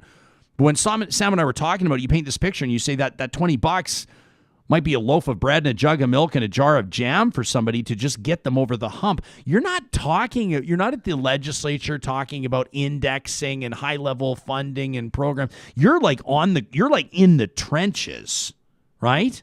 I mean, that's kind of strikes me as the whole model of what you're doing is people that are at a point of absolute desperation that may not have any other option. This is where you're trying to jump in. Am I reading this correctly? Yeah, I gave up with the politicians. I gave up with the government. I don't want this to be political. I mean, I was really disappointed with what the UCP done. I mean, they stood up and they voted in favor of Bill 26, the indexation. I mean, as when they were in opposition, 3 days before the election, they said they wouldn't be the indexation. Then lo and behold, the second announcement after killing the carbon tax, what they say? They said we're the highest paid in the country, and it's going to be very minimal. very minimal. Well, it's minimal if you're making $100,000 a year and you're taking away $32 a month. But when you're living in poverty, when you're struggling in poverty, and you're getting like 1,680 or 1,700 or whatever the hell they give you, and they take away $32 a month. And as a matter of fact, it's about 65 or $70 a month this year. And it's only going to escalate. We want to talk about the war room. Who's paying for the war room? The people on age. They're taking food out of the mouths of children to pay for the war room. So I'm so fed up with government, and as a matter of fact, I think I commented yesterday. I says lately there's been too much politics and not enough government. So, anyways. Les, let me ask you this. Why do you think, this show's called Real Talk? And I love this campaign that people had, your supporters had, to get you here on the show, and we heard them loud and clear.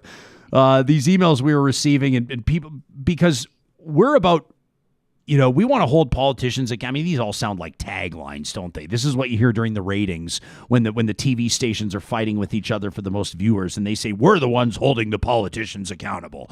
And there is a certain extent of that on this show, obviously. But we want to have bigger level conversations. We want to talk to people. We want to put people on, in front of microphones that typically are denied those opportunities or those audiences. When you're talking about living in poverty, when you're talking about the impact of de-indexing ACE, you should probably talk to people whose lives are impacted directly by those decisions. So when you talk about a $60 decrease or a $60 chunk for a person living in poverty, for somebody that is living a privileged existence, that has a regular paycheck, that has a job they can go to, that it was afforded opportunities in a safe household growing up, $60 to them might be, this or that. They might not miss it, quite frankly, if it came off their check or if it didn't arrive. What does $60 a month mean to some of the people that you talk to? It could be something as simple as buying laundry soap, detergent, so that we don't have to wash our underwear with a bar of soap. It could be something as simple as being able to wash your sheets so that you sleep on top of the bed rather than inside the bed.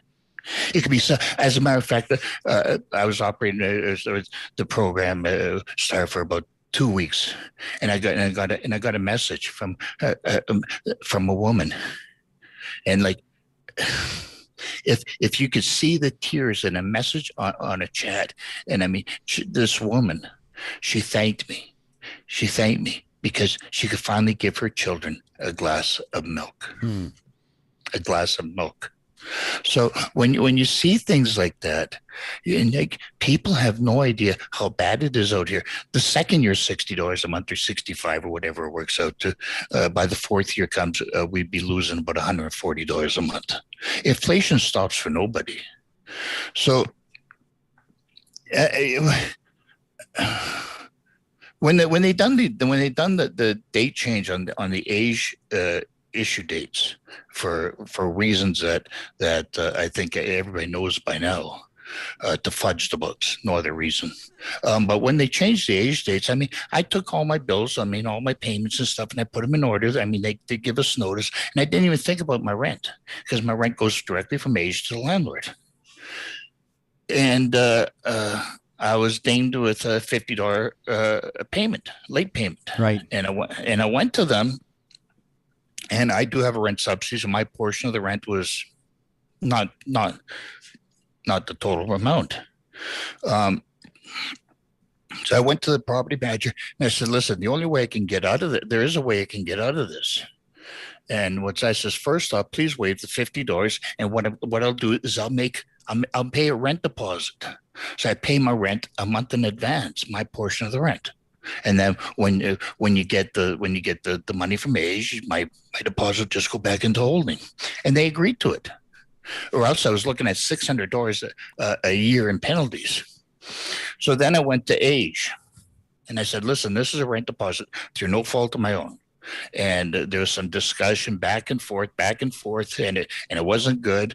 I put on Twitter one Sunday morning to the minister, "If you really care, you'll phone me." And she phoned me on a Sunday morning, 3 hours later. and we talked. And then out of the blue, a woman messaged me on Twitter. She says, "What's your email? I want to help you." And I didn't even know this one. And lo and behold, she e-transferred me the money to make up for the rent. Wow. This is what I mean by the support. And I'm looking at this like, why am I getting all this support? And so then I start putting out there, if you're frustrated with the UCP, take your donations, find somebody in poverty, and give it to them. At least then you know it's going to help somebody. Well, yeah, you're creating these direct relationships, which is really unique, and it's interesting, and it's also less maddening that it has to happen this way, if I can say. The live chat right now, I mean, Jason nails it. He says it sounds to me like $60 means dignity to some people. Marv is bang on. Marv says most of the population is like 2 paychecks away from poverty. Which is true. And more people as unemployment is more of an issue as this pandemic extends. So Les, go ahead. And I was going to say that poverty today is not like the same as what poverty was in the 60s. We're having a new poverty today, where people that used to work in the oil patch and now they have to sell their snowmobile and their Sea-Doos and their 4x4 just to survive. And they're at the point where they're living in a new poverty and they're not used to it. And I have them messaging me, "Geez, Les, can you help us?" And I said, "Well, my help is very minimal. I mean, it's like 20, 30, sometimes $50, and I'm having a hard time finding sponsors right now, an ongoing sponsor." So, well, Les, I'm keeping an eye on your GoFundMe as we're talking, by the way. And it's climbing as we're talking, FYI, which is encouraging. So people can go to GoFundMe and they can search the hashtag People Fighting Poverty. Can you give us, as we wrap here, Les, we call this, the call to action, right? Because your story's moving people. That's clear. That's evident. But give people an idea how this works. So families will reach out to you, like they might be in Hamilton, Ontario, or they might be in St. John, and they're going to say, "Les, honestly, like, I'm not looking for anything fancy, but I need to buy a quart of milk," and you're going to transfer them $20. Is this kind of how this works, or paint a picture for us? Well, how it started was, I really thought it would just be in Alberta, that, somebody in poverty, and I could hook it up with somebody that's willing to sponsor them or pledge $20 or $30 a month. And I think the first person was somebody that used to sponsor me, and she picked up on somebody. Actually, she bought me some groceries and she picked up on somebody, and now she's sponsoring somebody. And then the second person was somebody in Ontario or somebody in Saskatchewan sponsoring somebody in Alberta. Then somebody in Alberta was sponsoring somebody in Ontario. The next thing you know, I had 2 people in LA sponsoring somebody in Saskatchewan, somebody in BC. And then there was a lady in Alberta that helped a single mom in Texas. So I realized that poverty has no boundaries. I will say this, and we can take whatever political message there is in this, that the largest demand for support is in Ontario and Alberta. So read into that what you want. So that was the original thing, and then the Christmas time came, and I kind of backed off in January, as far as, because you can only go to the public so many times, and there's only so many sponsors out there. Donor fatigue, right? Right. And so then I start pushing, maybe 4 or 5 nurses could get together and pool $5 each and $25 and sponsor somebody. And so then what happened was, the end of January, I ended up with about 18 people in serious crisis, and I put out there. And next thing you know, I had a business that e-transferred me personally $500. And I didn't want to get into this. Another $250. And they said, "Here, Les, you disperse this, but don't bring us into it." So what does it mean to you to do that, Les? What is it when you hit send on an e-transfer for 20 or 30 or $50? What does that do to you? I don't know what it does for me. It's this isn't about me, but I tell you what, I know what it's like to get that. I know what it was like when that lady sent me the rent, the money to cover my rent for that moment. And every time somebody sends me something or gives me something for that moment, it gives me a sense that I'm worthwhile. I'm a human being. Somebody cares. So I know when that woman messaged me and thanked me for being able to give her child a glass of milk. So back to sponsorship. My goal right now, my what I'd like to see is I would like to see some corporate sponsorship, some commercial sponsorship. But can you imagine if every donut coffee shop in the country, if each one just sponsored one individual, one family, 20 or 30 bucks a month? Can you imagine if every Dairy Queen, for that matter, and I don't want to step on your sponsors, but by all means, but if they're good for you, they might be good for me. Yeah. Can you imagine if each Dairy Queen sponsored one person, one individual, or Canadian Tire or Petrocan, and the list is endless. And we're talking 20 or 30 bucks a month. Les, and I get people right now are like, you can go back and you can read these comments later. If you rewatch the interview on our YouTube channel, you can see. But I mean, like Emma says, humans like Les remind me why I'm staying in Alberta. What an angel. She says, you're a beauty. Emma's stealing a page out of my book. Beauty is the greatest honor I think you can bestow upon somebody.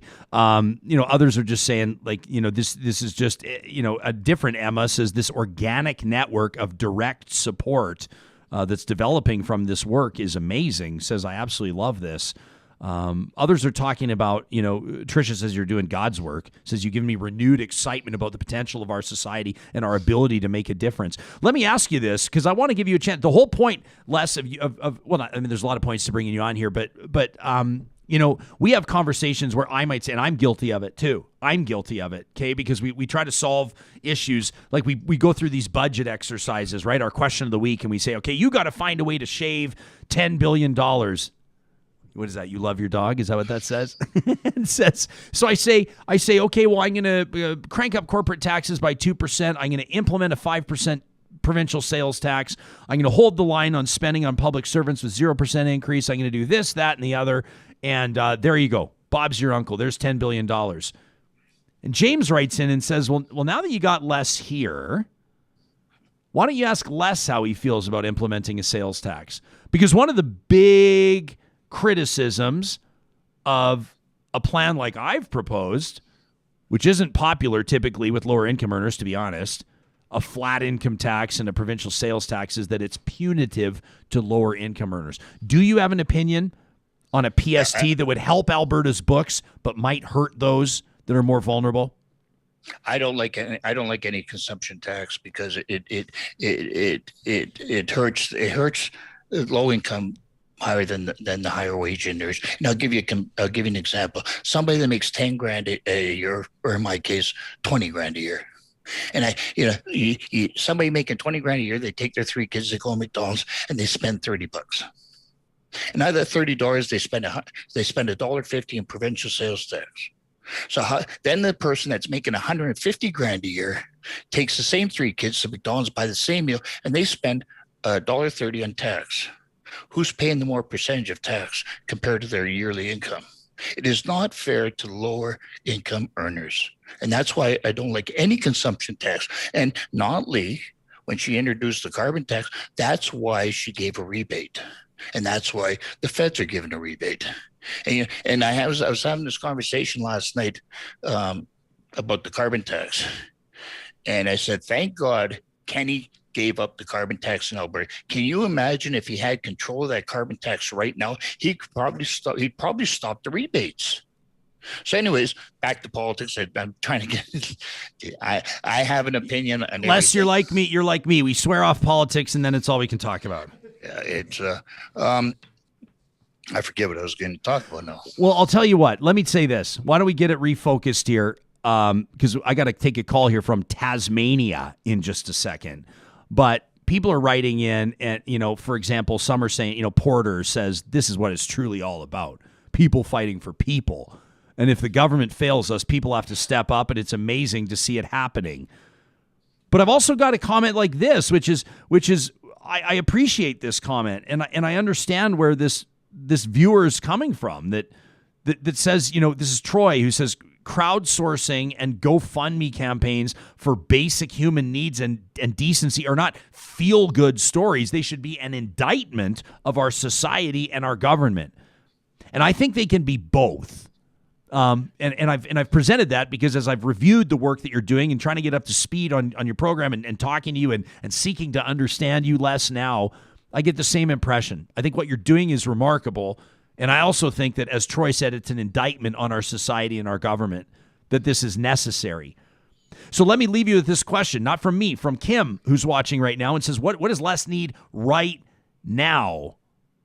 She says he needs care for himself in order to help others. Obviously, what exactly does Les need for himself? And let me ask for others as well. If people, you issue a call to action right now, Les, what is it? First off, I have enough sponsorship. I mean, I am. You mean I'm for looked yourself? after. Okay. For myself. Okay. Back to. I believe it was Troy's comment. I am honored. I am blessed that I have the ability to be able to do this. I'm humbled by the amount of support I got. I'm when you raise how many emails you get, believe me, my eyes water up. And I'm very blessed to be able to do this. I'm sad that I have to do it. And that's the times we live in. What do I need right now? I need some corporate support, whether it be Tim Hortons, Dairy Queen, Petro-Canada's, or whatever. I need each one of these establishments, each one, to pick up one family or one individual. But Les, what about listeners and viewers right now that are like, hey, we can't give you $100,000 a year, but we could do something. What's the best way for them to contact you or get in touch? Well, they can contact me on Twitter. At Landry Les, right? Landry Les. Yeah. Or they can simply e-transfer me, and I will put my email out there. They can just simply e-transfer, even if it's $5. My email is les, basically my name, les_Landry at yahoo.com. All right. And $5, $3 or whatever, and my goal is long-term sponsorship. The GoFundMe is for real-time crisis situations. Like on Saturday, there was a mother with a toddler in a very, very dangerous crisis situation that could have been life-threatening, and I sent her $50 at midnight. That is real-time crisis. And when that organization sent me the $500 on that weekend and $250. That's when I recognized the real-time crisis that where I could send money out to people right now. Last night, there was a woman that on Twitter needed help, and I sent her $75, real time. So that's what the GoFundMe is about. But my main focus is finding long-term sponsorship so that this can be sustainable. I would like to say this, that these first off, trickle down doesn't work. We know that. My motto is this: one person helping one person to help the community. Because while these governments are trying to prop up the businesses, these small time businesses, and paying the staff, that's fine and dandy. By all means, keep doing that. But it is redundant. And what I mean by redundant is that if you don't have that consumer coming in the door, spending money, that business is never going to work. So I've always said, if you really want to boost the economy, give money to the people that can't afford to save it. I don't believe me. The money I get, I'm not putting in my offshore account. So if you really want to boost the economy, give money to the people that can't afford to save it. And that person on age will be spending the money at the IGA or the corner store, and it will be going into the local economy. One person helping one person to help the community. And that's my goal. Whether or not we get it through corporate sponsorship or pledging to one individual, or it goes through a GoFundMe, I don't care. I'm just trying to get money into the hands of people that will spend it into the community so that they can support that local business. Les, I'm really glad that we had an opportunity to connect, and you've lit a fire under our audience, and I'm grateful for it. Mission accomplished. Thanks for making time for us today. And I really want to thank all the sponsors that helped me through the treacherous road of destiny. You got it. That's Les Landry. He's the founder of People Fighting Poverty. He's just a real guy. He's just a guy.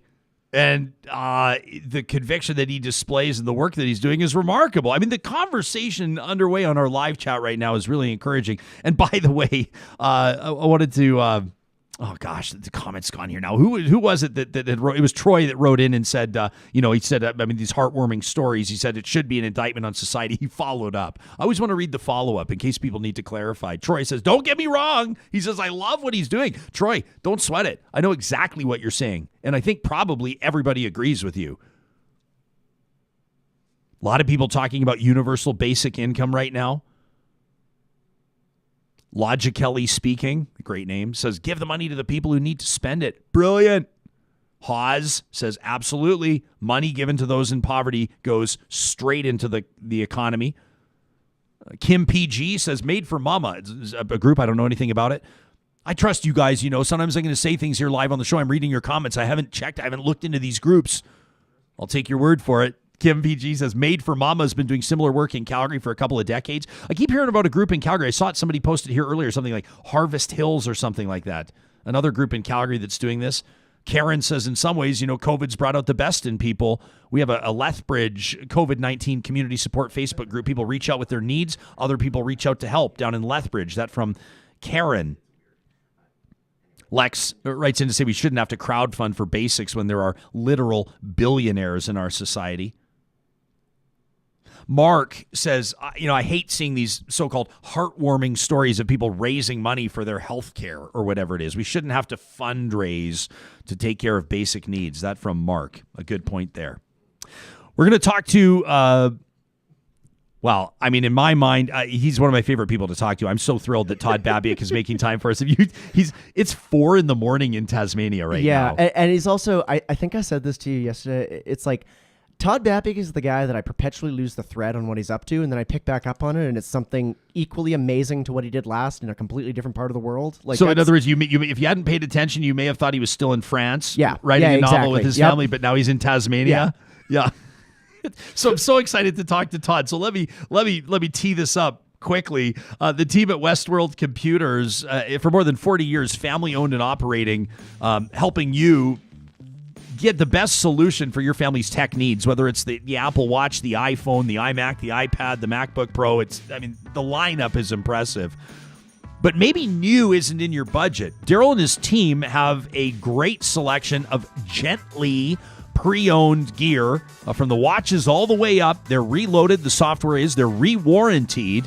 And, of course, you're going to get a smoking deal on it, especially when you let them know you're a real talker. You can learn more about what they're doing online. Check them out on social media or in person at Westworld Computers. Also, a big shout-out to the team at Park Power. They're the ones powering our Real Talk RJ hashtag. We'll check in on that after we talk to Todd Babiak in just a moment. Park Power coming up on their 10-year anniversary of providing internet, electricity, and natural gas in the province of Alberta. They're community contributors, and to them, that means 10% of their profits go right back into the non-profits where they live and work. You can follow them across social media platforms to see the groups that they are lifting up with, basically the payments that people like you are making. You got to pay somebody for your services. Why not make it Park Power?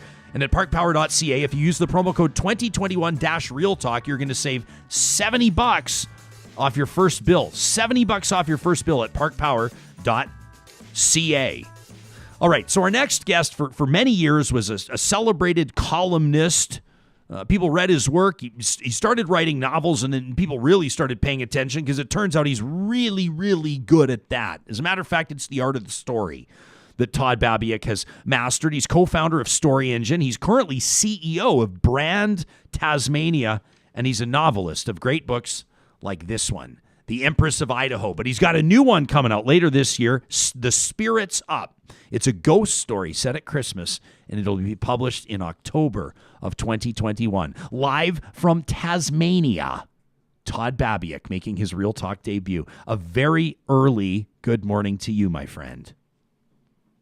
Good morning, and I'm going back to bed after this. I'm not sure it really counts this morning. So did you go to bed and then wake up for 4 a.m. and then you're going to go back to bed? Can you even do that? I couldn't do that. Once I was up, I'm up. That's how much I love you. I'm going to try. I'm going to try to go back to sleep. We'll see. Yeah, you're right. I'm a bit of a squirrel. It might be really hard. Okay. Well, listen, I'm thrilled that you're here. First of all, I know there's going to be people that are fans of your books that are going to want to listen to this interview, or what. There's going to be people that are curious on your take on branding. This is what you do. It's why you're in Tasmania. And I want to talk to you about a whole bunch of other stuff. But so why don't we start with the obvious? Why are you where you are? Well, Story Engine, we were based in Edmonton and Vancouver, but in the latter years, almost all of our work was elsewhere. So we were doing work, we were in Africa, we were in Mexico, we were in the United States, a bit in Europe, and Australia. So I did some work in Northern Australia, and I did some work here in Tasmania. They called us up because of a little award we'd won, and they wanted really the model we had built in Edmonton years earlier. And so that's what I had done. I was here off and on 3 times for 12 weeks or so, doing the research and then building a strategy for the state of Tasmania. And then I went back to Canada thinking I might come back with my family as a vacation someday. And then they called and said, would you apply for this job? And I hadn't really thought of it, and it would have broken my heart, of course, even to consider it, because I was doing so well and really enjoying the story engine. But part of that traveling around the world a lot was seeing less of my kids, not being in Edmonton very much, frankly. And so the notion of being in one place for a few years while my kids are finishing school was pretty attractive. So here I am. And also it's a nice thing. You can build these strategies for a while and then watch your client implement them. And maybe you're watching from afar and thinking, oh, I wish I had done it differently, or they did it wrong. They broke my heart. Well, now it's me. I have to actually implement something. I have to go through all that complication. I have to include the community. I have to include the export sector. I have to make sure everyone in the tourism industry can tell the same story as the folks wanting investment and the folks wanting to bring students here and bring doctors and nurses and entrepreneurs. So it's mission impossible. And now I have to stand behind it. So it's a wonderful challenge. And a very unique challenge in the sense that not many people would have the opportunity or the understanding on how to execute that. It's your background and your expertise in place branding and in storytelling that especially, this is what really, this is, I guess, for the audience's benefit, why specifically we reached out to you right now, Todd, was this tweet from your account at Babiak. You're talking, this is released right around the time of Alberta's provincial budget-ish, and you tweet, if you want to attract talented people and future-oriented investments to your jurisdiction, study Alberta's strategy over the last couple of years and do the opposite. So let's get into this. Where is Alberta blowing it the most? Well, I'm watching from afar, and really all I can see is what's in the news and what's in Twitter the last couple of years, and even the last 5 years or so. And what I find in Alberta, leaders matter, and what you say matters. Not only the provincial political leader, but the cadre of leaders, what people are saying, what people are talking about constantly. And if it weren't for COVID, actually, all you'd hear from Alberta is about the oil and gas industry. And that is a wonderful industry, lots of great people work in it, but it's not 4.5 million people. It's not an expression of Alberta culture. And you can't use it. You can't talk about it endlessly and get people to think about and dream about Alberta as a place to live someday, or a place that you want your children to study, or a place to invest in if you're not perhaps interested in investing in that one singular industry. Or if you want to be a doctor, or you want to start a business and you have nothing to do potentially with that singular industry, why would you come to Alberta? And yeah, oil prices will go back up at some point, and there will be another feeling of economic opportunity in Edmonton and Calgary and across the province. But the problem here is if you don't fit in that one little bucket, and I think the vast majority of people don't, then why Alberta? I think what they're missing, and what they've been missing for a long time, is an expression of Alberta culture, what it means to be of the place. The reason you've been so successful so quickly, Ryan, your story and the stories of so many people in Alberta are just being left out. And there's going to be a massive competition for talent and capital in the coming years. And it just feels like Alberta's moving in the wrong direction on purpose. This might not have anything to do with anything. And really, maybe it's a non-story, but I feel like it kind of fits in to what you're talking about. And I don't know where you're going to land on the rodeo. My suspicion is that maybe you didn't grow up going to the rodeo all the time. I don't know. I did. And actually, like Carrie Tate from the Globe and Mail said yesterday, she says, I know I'm on the wrong side of history, but I love the rodeo. And I said, yeah, me too. I know I grew up going to it. I covered the rodeo for the Calgary Herald earlier in my career. There's something about being at the rodeo. I also know that there's not a real public appetite outside of rodeo communities for what the rodeo represents. I've hereby opened up a massive can of worms to bring me to this question. Unless you've been specifically following Alberta politics, you may not have noticed this week that a United Conservative backbencher is actually introducing a private member's bill to make rodeo Alberta's official sport. And really, it's nothing. It's not a story. It's ridiculous. But a lot of people are speaking out saying this actually could be really poor timing, a tone-deaf move, and could continue to nail Alberta's feet to the floor. Is that an example of something that you're talking about that would be counterproductive messaging, or is this a totally irrelevant story? It's a perfectly good example. I think it's an expression of culture. Either it's correct or it's not correct, but it certainly is in a time when people can choose to be anything. You can choose any sport or any activity, I suppose, and hold on to it, want to be close to it. The choice of rodeo is a really important one. It says everything you'd want to know about the government and what it's thinking. I grew up in Leduc, and we had rodeo days every was it May? And it was my favorite week. I would always look forward to it. It's the only time I didn't really get to go to big fairs, and there was no West Edmonton Mall Ferris wheel or anything at the time. So going to rodeo days meant a lot to me. I didn't actually go to the actual rodeo of the rodeo except for once. It always felt like, oh, that thing would come to town that we had nothing to do with and didn't build. We could dress up a little bit, and then that thing would leave. And I suppose that's what the rodeo was to me. And even as an Albertan, I think that's what the rodeo has been to me growing up in Alberta, especially with the Calgary Stampede. It would come to town for a week or 10 days, and it would feel like we could get dressed up, and there's a new feeling in the air, and then it would leave. And I had really no idea what it had to do with the rest of the time, knowing that there's a big ranching industry and rodeo comes out of that. It wasn't enough to make me think this is core to my being and why I choose to live here. And I think it's what attracts people to this place. I'm not sure if it answers that question.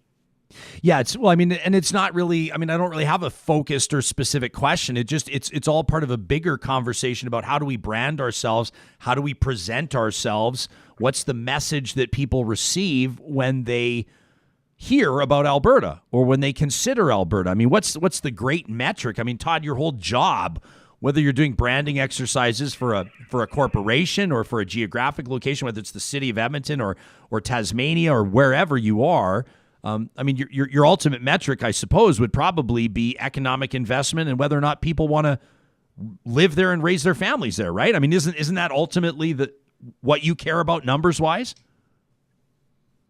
Of course, I guess there's a continuum, of commitment. Let's say, will you buy that bottle of gin made in Edmonton or Calgary because it was made in Alberta? There's something about that, all the way up to, I want to live there. I want to pick up my life and my children, put them in a car, put them in an airplane, put them in a container and come to Calgary or come to Edmonton. That is, I suppose, the hardest, the biggest commitment. But if you can get someone to do that, you've really accomplished something. So yeah, you're right. I think every one of those decisions, we're speaking to our people. We're recognizing our audience. We're telling them a story, and hopefully we're moving them. We're saying something that will get into their hearts. We pretend this isn't true, but most of our decisions are emotional decisions, and they're about culture. Where do I want my children to succeed? That's a big, deep, and meaningful question, and I think it's something we should be answering with all the decisions we're making. And I don't know the Alberta story. I didn't get a chance really to work on that, but certainly in Edmonton, if you sit down one-on-one and speak to people, and we did have the opportunity to do that, it certainly is a far cry from what you often hear from political leaders in Alberta, even leaders in Edmonton. So that is something that I found and have found a little bit just odd. You veer in a direction away from the core, the heart of the place, and why people live there, why people stay there, why people choose Edmonton, why people choose Calgary, why people choose Lethbridge. There's a reason for it. There's a reason, Ryan, that you've stayed in Edmonton. And there's something about you and the way you've been successful and what you've achieved, what you've built, and your family that sings the song of the city and of Alberta. And there are a whole bunch of others who feel similarly. And you'll have differences with a lot of them. You and I argued a lot about stuff, but ultimately I think we're the same kind of people. And if you bottle that up and you listen to enough of them, you do have a repeating story.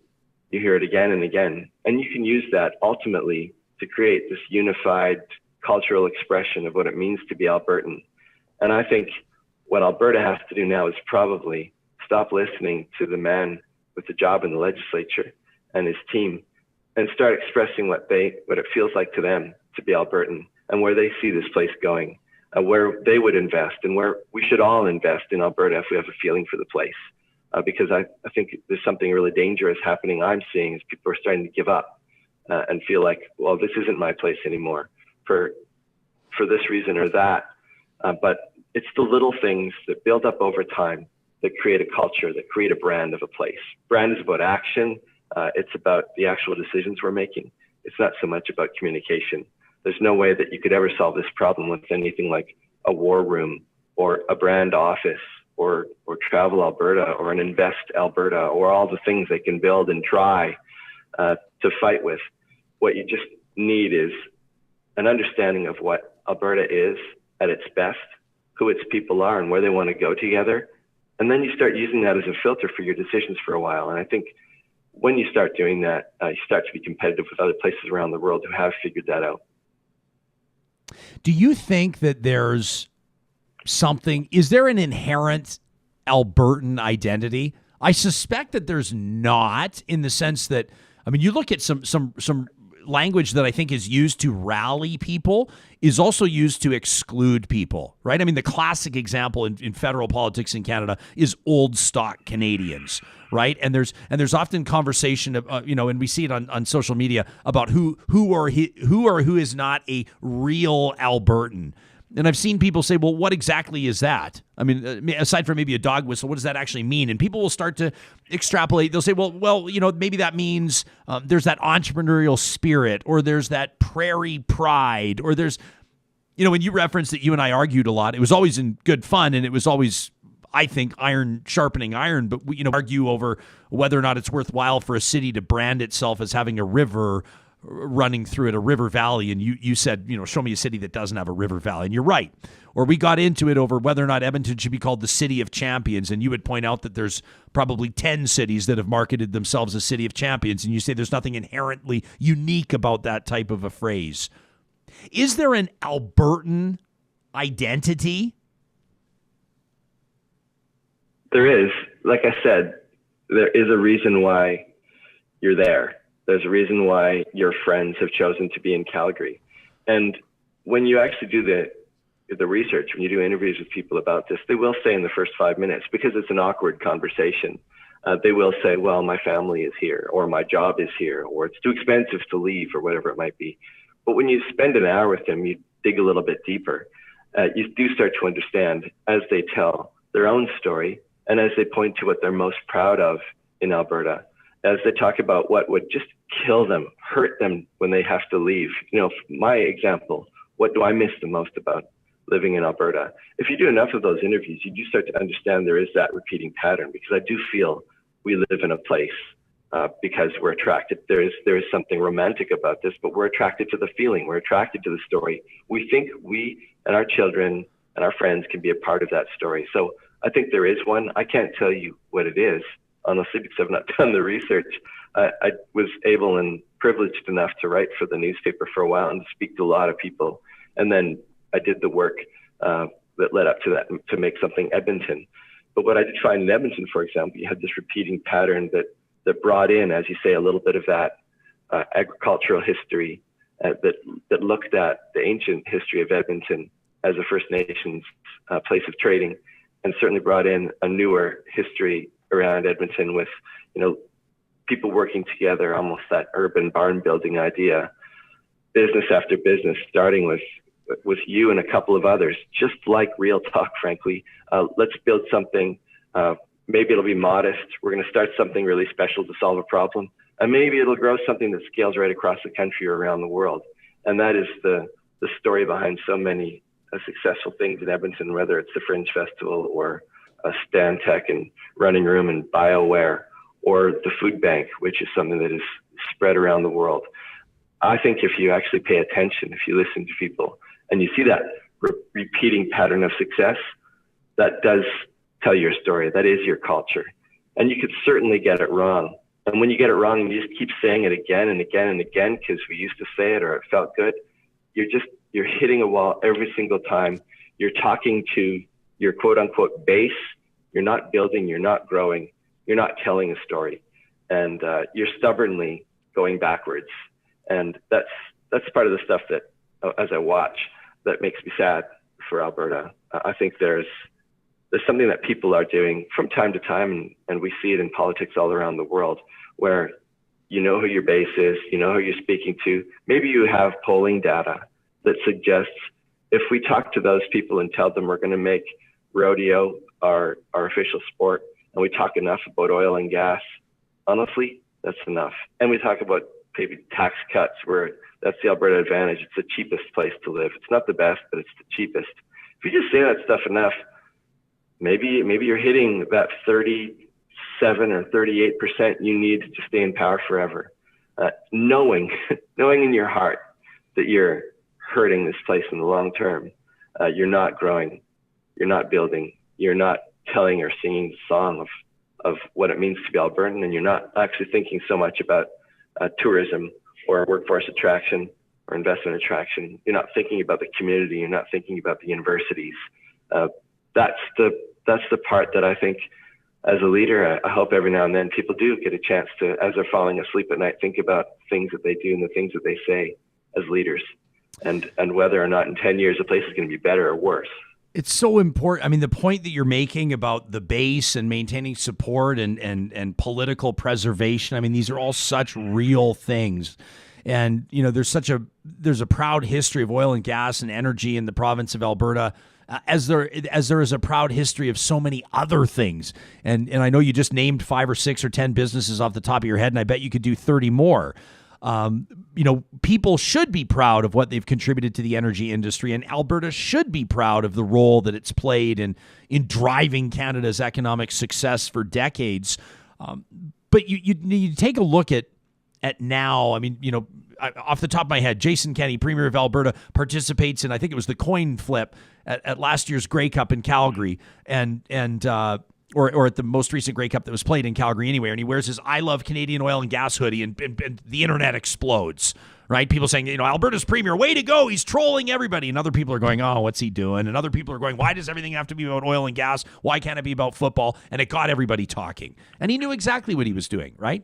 And there's the bumper stickers, I Love Canadian Oil and Gas, and there's Canada Proud, and there's all this branding and marketing. I mean, heck, the hockey team that I work for that's won 5 Stanley Cups here is called the Edmonton Oilers. At the old rink, they used to skate under an oil derrick. People have been so proud of this industry. Yet, we see the world moving toward rapid decarbonization. I mean, the trends are evident everywhere, whether you're talking about consumption, whether you're talking about investment.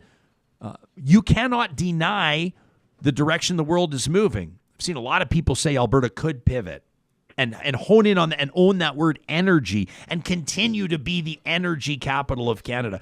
If you were steering this brand, this exercise, how would you approach this global trend, and what does it mean for Alberta? What Alberta's actually been good at, and the other thing too, when you're paying attention to oil and gas around the world, is Calgary is a teeny tiny little capital in global energy. I know it's a massive industry, but you know, there is something happening globally that Alberta is just a small part of. And what small part do we want to be of it? I suppose that's a question, but there is something, and your point is really good. What is it about our oil and gas story in Alberta? If you listen enough and you pay attention to the uniqueness, not so much that massive players from around the world came and bought up a bit of it and set up a head office in Calgary or whatever that might have been, or got involved in Fort McMurray or before that. What is it that the people in Alberta who've built something around oil and gas, what does that have in common with everything else in Alberta that feels successful, that feels right? And there are elements there. We heard a little bit of that in our research, but I think there's a bigger piece of research to do potentially and to say, okay, where can we go? What is it that, honestly, what is it the BioWare, the Fringe Festival, and the oil and gas industry have in common? Our take on the oil and gas industry. And there is something there, and it's something, I think, cultural. What we have to do is understand the only thing in Alberta that's truly different is what it means to be Albertan, what is the pattern of success here, and what can we achieve? And I think there are good answers to that question. We all actually know what those answers are. We know how it feels to arrive in Alberta and to immediately be part of something and to feel like, you know what, where I was living in Montreal or living in New York or living in London, I wasn't able to be a part of the fabric of our community. I didn't feel I could achieve anything.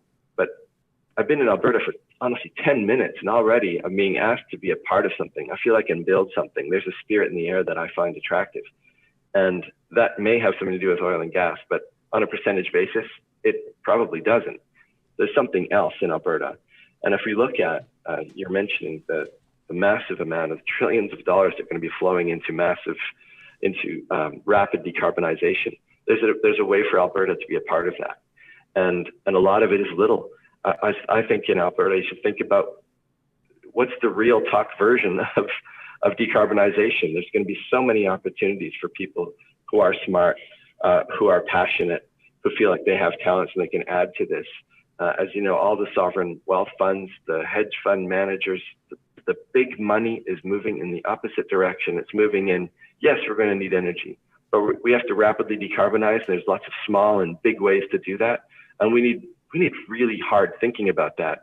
And by the way, hey, Alberta has, at the moment at least, we had a massive head start in artificial intelligence and machine learning. Still do, it's still there. I would wear that t-shirt. Honestly, you could get more in the future of energy and carbon and decarbonization and climate positivity. You might get more out of artificial intelligence and machine learning in 20 years than you get out of certainly extraction industries in 20 years. And that is a resource you have in Alberta. It's a human resource, it's intellectual capital. And the fact that you almost never hear a thing about it from our leaders is bonkers. Some great comments here, Todd. You've inspired our audience, our live audience here, and I can't wait to see what people that listen to the podcast have to say about this. Alicia says there's maybe not an inherent Alberta identity, but there are plenty of Alberta stereotypes. I'm not sure if most of those stereotypes have been particularly kind to us recently. Mark says, having worked all over the world, I'm here by choice because it's the best place I've seen on earth. There's some interesting comments as well. Like Jason says, people from all over the world pick Alberta for a once-in-a-lifetime vacation, our natural beauty and our people. But there's a lot of talk about exclusionary language on what makes people a real something or not a real Albertan, a real Canadian. Heavy D says that type of talk separates people into groups and cliques and tribes and causes people to feel excluded and possibly even radicalized if they don't find acceptance from their peers. Emma says, so wait, hang on. Is our current Albertan culture largely the Stampede, West Edmonton Mall, and the fact that Wayne Gretzky used to be here? From an outsider's perspective, that is washed up, and we can be better than that. That from Emma. Troy says, I think Alberta's slogan should be Alberta, the future of the past is now. How do you feel about branding slogans? Do they have a place, or for you, is that nah? Well, 95% of them don't really work.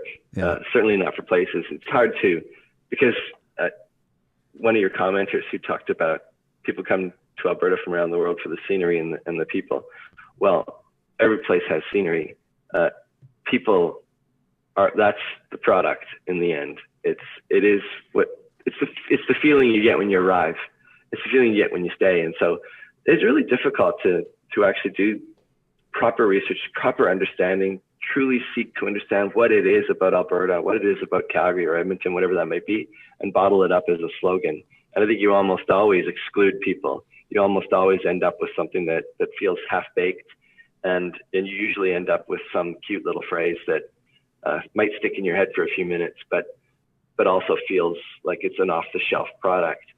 The best, I think, Ryan, you and I spoke about this, the best slogan I've ever heard, and the most successful one, was actually a story, and it was Austin, Texas, using Keep Austin Weird. And it doesn't sound like a normal slogan, it has the word Austin in it, but Austin was a boring government and university town that people had sort of forgotten about. It wasn't having the success that Houston and Dallas and San Antonio were, and young people were leaving, and it felt old and boring, and it wasn't happening. They did have a cool little music scene, small venues with music.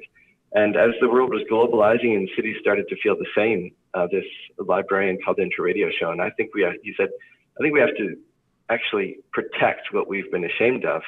We don't fit with the Texas brand, and that's okay. I think we have to keep Austin weird. And when he said keep Austin weird, people really responded to that. And you could see it's a bit of a story. If weirdness is our asset, it's what makes us special, and it's under threat. Right now, we can all make a decision to do something to keep Austin weird. And that was just a lovely capture of culture that worked, I suppose, as both a brand, a slogan, and everything else. And it's not like everywhere you go in Austin, people have that sticker up anymore. The Independent Business Association used it really successfully. It's more, people have an understanding in their hearts. That's what this place is all about. And South by Southwest has been that Trojan horse that carries it. If you want to launch anything weird into the world, do it here. And it does audience segmentation really nicely. If you want to be weird, come to Austin. If you don't want to be weird, definitely don't come. And, to the City of Champions point a little bit, it's not 100% either. There are Keep Austin Normal t-shirts. Not everyone wants to be a part of it, but the city manager told Edmonton's city manager back in the 2000s, if I have to make a hard decision, I just ask myself, will this keep us weird or not? That's amazing. I've never heard that story. That's incredible. No, it's a beautiful thing. So that's a slogan that captured culture, and it truly was an insight into what it means to be of a place. And they have built from being not one of the fastest growing cities in Texas to being the fastest growing city in America. And all these tech companies wanted to be a part of it. And big and small companies in Austin were able to expand and scale. It inspired so much entrepreneurship and activity and youth energy that I think the problem has been for Austin in the last few years. How do we actually hold on to our weirdness? We're becoming too successful. Too mainstream. They're selling out. I've never heard that story. Right. I love it. Ytrium's watching, says, with regards to Alberta and oil and gas, says, I say this as a worker in the oil sector. We've had the industry forced on us. It's not so much that we're proud of it, but we're told it is what we should be. That's an interesting comment. Alyssa says the best thing that could happen to Alberta is to have Travel Alberta not be a crown corporation. It's too attached to government whims. It should be independent. Crazy James says, there's so much money and effort being spent on branding by all levels of government. He says, and then we see a beer company, for example, hit it out of the park. Heidi says the diversity within Alberta is really quite extraordinary. Ken says Alberta has the perfect ecosystem for energy-centric technology. Over 300 days of sun, wind valleys, huge amounts of energy engineering expertise. Instead, we're cutting our post-secondary education funding, and it's shameful. That from Ken. Mark says Alberta has unlimited resources. It's time to tap them all. Indeed. Robert paints a clear picture. Rodeo. The image of calf roping, the calf bawling, running full speed, getting yanked, jilted to an abrupt stop by a noose around the neck. How's that for branding, Alberta? That from Robert. A graphic description. Todd, we can all learn so much by your perspective on this, and we're so grateful you've taken the time to talk to us. Before we let you go, I've finished this, which means it's perfect time because I've told you I don't travel anywhere. Well, I don't travel anywhere, period, right now, but when I do travel, I always travel with the Todd Babiak novel, and I've been waiting for the new one. It's coming out this fall. What went into it? A ghost story centered around Christmas? Yeah, it's called The Spirits Up, which is that line from the Paul McCartney song, Simply Having a Wonderful Christmas Time. And it's a ghost story set in Edmonton. So I got to actually live imaginatively in Edmonton for the last couple of years, even though I haven't lived there. I really enjoyed writing. It's completely different for me, but I love Christmas stuff, I have to say. I know I'm talking from early March here, but I love Christmas movies. I love Christmas songs. I love Christmas decorations, the romance of the thing. And A Christmas Carol is one of my favorite stories. So I thought, oh, why don't I actually just try to do one myself, humbly fail at that and see if I can make people happy. It's it has a happy ending. Well, I can't wait to read it. And people can check out toddbabiak.com if they want more information on what you're all about. We didn't even, why don't we leave it with this? We didn't even get to, we totally creeped your Instagram, by the way. And I was just pulling select because I didn't know if you were going to brag to us about how beautiful it is where you live and how happy your family is and how you're never coming back. But maybe we'll leave our audience with some of these. By the way, fit in a sandwich, Babiak. What is with those? That's like a 12-pack. I've never seen abs quite like that before. That's amazing. How happy are you right now? Oh, I'm really happy. I'm a happy person generally. I try to be, driving up 99th Street in Edmonton, seeing Peter the Positive Panda every day. I tried to, that was my affirmation every day as an Edmontonian. And I'm living in a really special place, and COVID, we had a really hard lockdown here, super hard, and got rid of it. And so I've been living, and I've been feeling guilty about it, watching and speaking to my family back home. We've been living kind of a normal life since, July. And it's been really special. And my daughters, it's just been amazing. They're going to say, yeah, that thing that happened in the rest of the world, I didn't get to experience that. Honestly, we're not experiencing it. Of course, we're being careful here, and it takes work, but the choice to come live here was fortuitous for us, I suppose, as COVID was arriving. Yeah, you remember Dr. Stephen Duckett, of course, former CEO of Alberta Health Services. He's in Melbourne now, and we talked to him. I don't know what it was, Sam, maybe 4 or 6 weeks ago or something like that. And he said he joined us from his home, and I said, how have you been doing? It was the 10th anniversary of Cookie Gate. That's why we had him on the show, and he was more than happy to speak actually quite candidly about it. He said, I made a mistake. I screwed up. We all screw up. And I went, oh, oh, okay. Huh. I was kind of hoping he would double down so the interview would be interesting, but instead he just said, yeah, I screwed up. What do you want me to do? And I went, okay, well, I guess we better find some other things to talk about. And so we talked about the response in Australia toward it, and specifically in Melbourne where he is. And he said, well, to paint a picture for you, and this was like a month ago at least, he said, last night I had 15 people around our dinner table. I served Atlantic salmon. It's been fabulous. And I know that was tough for some people to hear here because, as you well know, we're still wrestling with trying to find that balance between, public health and the health of businesses. And man, oh man, it's amazing to see jurisdictions and study from what's going on in places like Tasmania where you are. Like it's literally life is normal. Like you can, if you want, you can go through a crowded restaurant right now, or you can, your kids are at school, no mask. I mean, it's quote unquote normal. I've not worn a mask. We had a really, really hard lockdown we didn't leave the house except for, and we got groceries even brought in, delivered. How long was that for, Todd? 3 months. 3 months. Wow. So Okay. Yeah. A little more than 3 months. And it was a hard one. I mean, it was really difficult. They supported the businesses through it. And once it was finished, there was a staged reopening, but we didn't do a staged reopening until we were at zero cases, just zero. And Tasmania has chosen to be one of the places for repatriated Australians coming back to the country. And so from time to time, there will be a case in a hotel, but they've just managed it so well. And other parts of the country that have had little flare-ups, it's just immediate hard lockdowns until it's gone, and then it goes away. So having the courage to do that here has been really interesting to watch. And it does seem that we have an advantage here as an island here in Tasmania, but we have airplanes flying every day coming in. So yeah, I'm really pleased to watch, and I listened to that interview with Dr. Duckett, and yeah, the Australians have figured out something here for sure. It's so good to have you here. It's my internal voice is screaming at me, let him go back to bed. It's 4:43 a.m.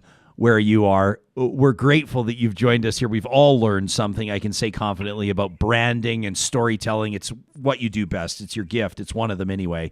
And it's a huge honor to have you wake up early for us, Todd. Thank you for this, and can't wait to read the book. Oh, well, anyone would do anything for you, Ryan. It's a lovely thing to listen to you every day. I have that connection with home. So thanks very much for doing this. And it was a pleasure to wake up at 3:55 in the morning. Thanks, Todd. That's Todd Babiak, celebrated novelist. He's the CEO of Brand Tasmania, the co-founder of Story Engine. I encourage you to follow him on Instagram, follow him on Twitter at Babiak, and check out toddbabiak.com for more details on on his book that's coming out this fall. Well, there we go. Now we have some insight onto who's hitting. We know that more than 60 countries are represented, real talkers around the world interacting with our website, ryanjesperson.com, each and every week. You like to flex that number, don't you? I do like to flex the number because it's impressive. And it's somebody said to me the other day, they said, "Oh, Jesperson, you and your humble brags." And I said, "I'm not sure they're so humble. Yeah. They might just be brags." But now we know who's who's checking in from Tasmania. It's the Babiaks. So there you go. Not surprised. Yeah. Yep. What great insight into storytelling and branding. Oh, yes. I love talking to Todd Babiak. Back in the day, we had him, when Story Engine first launched, we had him on the Capital Ideas panel that I used to do. And it's just, he's consistently, he's always come back to what's the story, what's the heart of it, what makes this place tick. And I loved his insights on Alberta. I loved him talking about this stuff. I loved him, giving us that sense of, well, like everybody, everywhere has scenery, but like, it's all about the human capital. It's the feeling that you get when you come here. You know what I like about him? He has the ability, and it's a delicate line to walk, to call an idea stupid without calling the person stupid. Yeah. And that's a delicate line. Smart people can have stupid ideas. I have them all the time. Sometimes I think I've cornered the market on stupid ideas. But he'll push you to be, and I saw some pushback on our live chat where I said, Todd was one of the first. I mean, I remember him saying to me, like, every city has a river valley. Like, that's not a marketing tool for a city. And then some people, even this morning, were going, yeah, but we don't have concrete all over. Yeah. But that's not the point. Like, he wants you to shatter the conception of like the slogan or not the brand, but the slogan, and think differently about how we tell our stories. When I left Edmonton, what was it, 2012? So almost a decade ago, to move to Toronto briefly, I remember very vividly telling people I was from Edmonton, and I was a 23, 24-year-old person interacting with other people around this thing. I ran an organization that served students, so that, like, you can see the demographic that I was interacting with in Ontario. And the number one thing that people would tell me when I said I was from here is like, "Oh, you must be so happy you left." Really? Yeah. That just came up over and over. And it's like, and it's interesting because it was a thing that I'd not really thought about too much, to the point where I had to pivot to like have like canned defenses of Edmonton and Alberta ready. And what's interesting is I don't think I once talked about oil and gas. I talked about our entrepreneurship. I talked about our mountains. I talked about being able to, on a Friday afternoon, if I decided where I wanted to be for the weekend was in a tent in Jasper, I could just do that. Yeah. There's a real sense of place around here, and there's a real identity. And you're right, it's not tied to this. I think it was very great. Was it you, or was it one of the people on the chatterbox, I'm entirely sure, who said that, like, oil isn't our identity, it's just what we've been told we have to do. Yeah, I thought that was great from Yttrium. Yes. I hope I'm pronouncing that correctly. And here's the thing why I was particularly inclined to read that comment is because it's from an individual that says, I work in the industry. Mm-hmm. Because here's the thing, there's been this trend to, and it's not exclusive to industry talk. It's certainly not exclusive to oil and gas. It's not exclusive to employment or branding or anything, but to create these camps, these divisions, these tribes where you perpetuate the idea that if you question authority or question conventional wisdom or question tradition, that you're attacking it, that it's an attack. So in other words, for example, on Friday, I'm happy to announce that Friday at 9:00 Mountain, our Real Talk Roundtable will be the greatly anticipated solar panel. The solar panel is coming up on Friday at 9:00 Mountain. We've got a great lineup of guests, and we're going to talk solar, and I think it's going to be fascinating. I guarantee that some people will perceive that to be an attack on oil and gas. It is not. It is not an attack on oil and gas, and I think that type of sort of protectionist approach, that those encampments that we create are counterproductive in the bigger picture to a great degree. I want to get to, I promised an email on private school funding from Lindo, and this is a good one. But first, we're so excited that McBain Cameras on as a sponsor of Real Talk. We're going to mention them twice today. They're also, their team at McBain Camera, they've got 6 locations across the province, or of course, they're open 24/7 at McBainCamera.com. They're really proud of this Panasonic Lumix G9 camera. They've been serving Alberta's photography community since 1949. You appear to be very excited at the mention of this camera. Well, we run the entire show on Lumixes. See, Sam's very excited about the Lumix camera. They're phenomenal cameras. I have a list of reasons why the Lumix is such a great camera, but what's one off the top of your head as a guy that actually uses? So people are seeing me through a Lumix DSLR right now. Yeah, so you're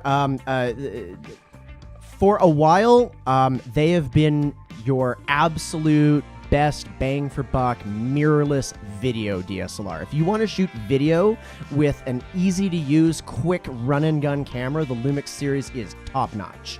The Lumix series is also used by Real Talk, which is viewed by people in more than 60 countries each and every. No, I just couldn't help myself. I couldn't help myself. Hope said, why wouldn't you flex that? Here's what the team at McBain loves about the Panasonic, the Lumix G9. It's built for speed, so it can lock focus in a fraction of a second. It can shoot up to 20 frames per second in AFC. And get this, when you order a Panasonic G9 at McBainCamera.com, use the promo code REALTALK. One word, use the promo code REALTALK, and they'll give you a free spare battery with your order at McBain Camera. Okay, as a working photo video professional, the greatest thing you can be given is an extra battery. You don't want to be on a shoot and run out of battery. Exactly. Like if that is their free offer, I cannot get enough spare batteries. I don't know who's more excited about this partnership, you or me. It might be you. I mean, I'm excited. But I think Sam's Sam's doing like jazz hands off camera. You're looking at two cameras I bought at McBain, okay? And I say that honestly. Do you know what? You know what I need? I told the team at McBain, I've been buying cameras and camera gear at McBain for literally 25 years. I mean, my whole camera setup is from McBain. That's what I love. Someone wrote in the other day and said, I love that you guys have, you promote businesses and you attach yourselves to businesses you believe in. I shop there. These are the people that we've worked with, and our conversations have extended over a number of years, and we're thrilled to have them on board. Great stuff. Let's get to this. This email from Lindo. Our question of the week this past week asked you how you would approach building a budget, a provincial budget. We asked you to make some tough decisions, and the results were very interesting. We ran through them yesterday's show. If you missed it, check out, I think it was about a half an hour in. We went in at length and dug into the top line report. If you support us on Patreon each and every month, and you can find more details on our website there, you receive exclusive access to the entire top line report. So you can go through all the data and sort through it for yourself and get some really interesting insight into each and every week about how 1,000 people feel about the question of the week. And we encourage you to stop by and fill out this week's question as well on our website. We ask you now, looking back on the budget, how do you feel about it? Kind of a two-part exercise. Well, Lindo felt prompted to reach out because a lot of people were talking about dialing back funding for private and separate schools. As a matter of fact, it was about 2/3 of respondents. It was about 67% that said they were okay with dialing back funding. They didn't necessarily say cutting it off, but dialing back funding to private and separate schools. Lindo said, I find most of the people who want to completely defund private schools, they don't have all the information. They think that private schools are elitist institutions for only wealthy people, and that schools are making huge profits off government funding. As a former private school teacher myself, a private school administrator, a former board chair for an alternative school within the Palliser Public School Division, I've had this conversation many times with those that want to defund. He says, I have no opinion on the separate school system. He's talking about the Catholic system. He says, I have no experience with them. I don't see any difference, quite frankly, to the public system. To me, it just seems that public education is split into two divisions, those identifying as Catholic or pretending to, and those that don't. As for the private system, I taught there at a religious school for 6 years back in the 90s, the 2000s. And over those years, funding increased from about 60% of standard funding to where it is now, about 70%. He says, now that's not the total amount that's needed to educate a student. It's only the educational amount. So private schools get zero funding for facilities and maintenance and busing. And in reality, the amount spent by government on a private school student is less than half on what's spent on a public school student. As a teacher, says Lindo, I was paid, 70 to 80% of what public school teachers were being paid, and that assisted in reducing the budget of the school. All in, the school I taught at, with a population of about 600 students, K to 12, operated on a budget that was about half of what a public school would spend a school of the same size. Another way that private schools tend to increase revenues is to take in more special needs students as their funding from government is higher. And when I was teaching and working as an administrator, our school had equal, if not greater, numbers of special needs students. Now, most recently, Alberta allowed religious schools to join public divisions as alternative schools within the system. And the private school I taught at in Calgary joined that Palliser division because Calgary Public didn't want the school. In this arrangement, the funding for the school was fully funded. It was same as the public, but the facilities still not covered. Now, my kids currently attend this same school, and our 3 kids cost us about $9,000 a year just for them to attend. Now, for perspective, the overall budget for this school of about 650 students is about $3 million for facilities and staff. Fully private religious schools are a little different than other schools because that focus on, for example, educational achievement. These schools often cost double or more what religious private schools cost. He's talking about like the Weber Academy, Strathcona, Tweedsmuir. These are the schools that you hear people reference. The schools that are, $25,000 or whatever it is to send your kid. It might be more now. He says these schools still receive the same educational grant from government. The parents make up the rest of the cost. Now, when people say that not funding private or alternative schools will result in higher funding for the public school and better programming, I don't think, this is the crux of Bill's argument, I don't think, says Lindo, they realize the extra burden that 40,000 private school students would put on the system. And this doesn't even include the thousands of students who are attending private or alternative schools where parents still pay fees.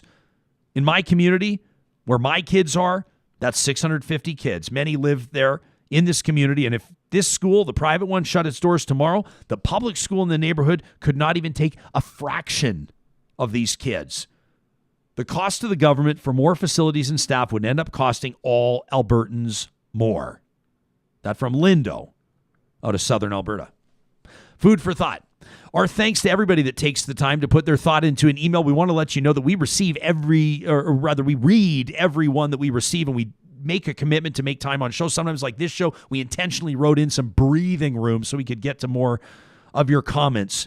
We want to hear from you through the day, whether that's on our hashtag Real Talk RJ, whether that's through our email inbox. And of course, we've got great content to come where we know you're going to have strong opinions. The solar panel on Friday. Did I even tell you about the panel we've got on Thursdays? No.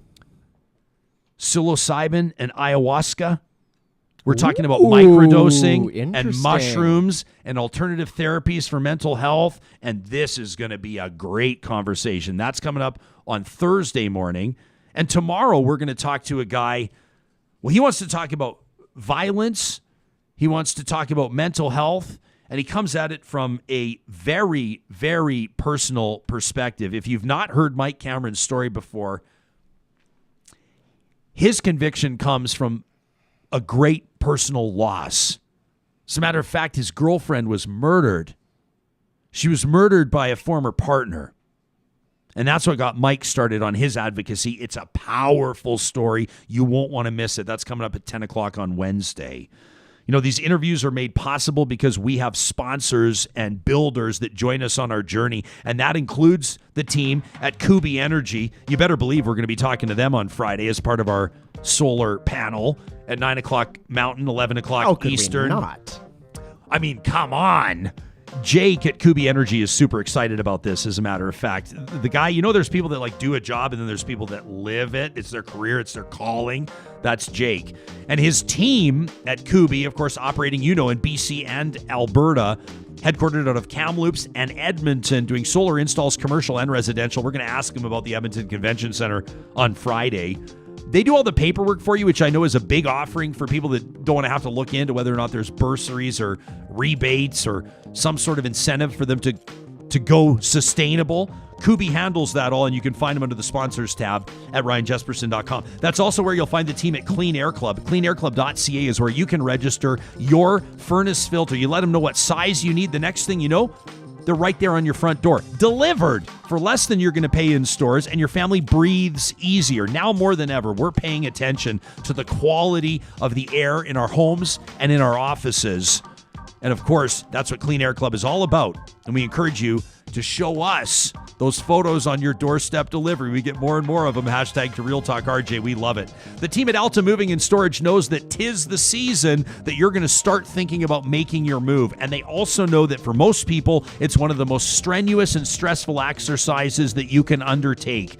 They've built their business on taking the stress out of the equation. They're locally owned and operated, which means that if you need assistance, help, advice, they're here to make that happen. Plus, they've got those pod-style containers. They drop them off at your place. You work at your own pace with Alta Moving and Storage. You can find them online again under our sponsors tab on the website.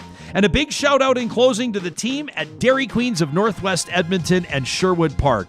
They wanted us to remind you how proud they are to be associated with Real Talk, and they love when you let them know in the drive-thru or even on your delivery app that you're contacting them because they support us. We're talking about the stores in Palisades, Nemeo, Newcastle, Westmount, Y Gardens, and Baseline Road. And right now they want to let you know they've got a 4-piece chicken strip basket going for $6.99. It's 4 all-white meat chicken strips with crispy fries and your choice of dipping sauce for a limited time. The Dairy Queens of Northwest Edmonton and Sherwood Park. What a great morning of conversation. I'm still moved by some of the things we heard and some of the developments that we've seen, even as part of our live chat. What a remarkable community this is. Sam, I'll speak on your behalf and say both of us are so honored to be here with you every day. And Real Talkers, we thank you for your participation. We'll talk to you tomorrow at 8:30 Mountain Time.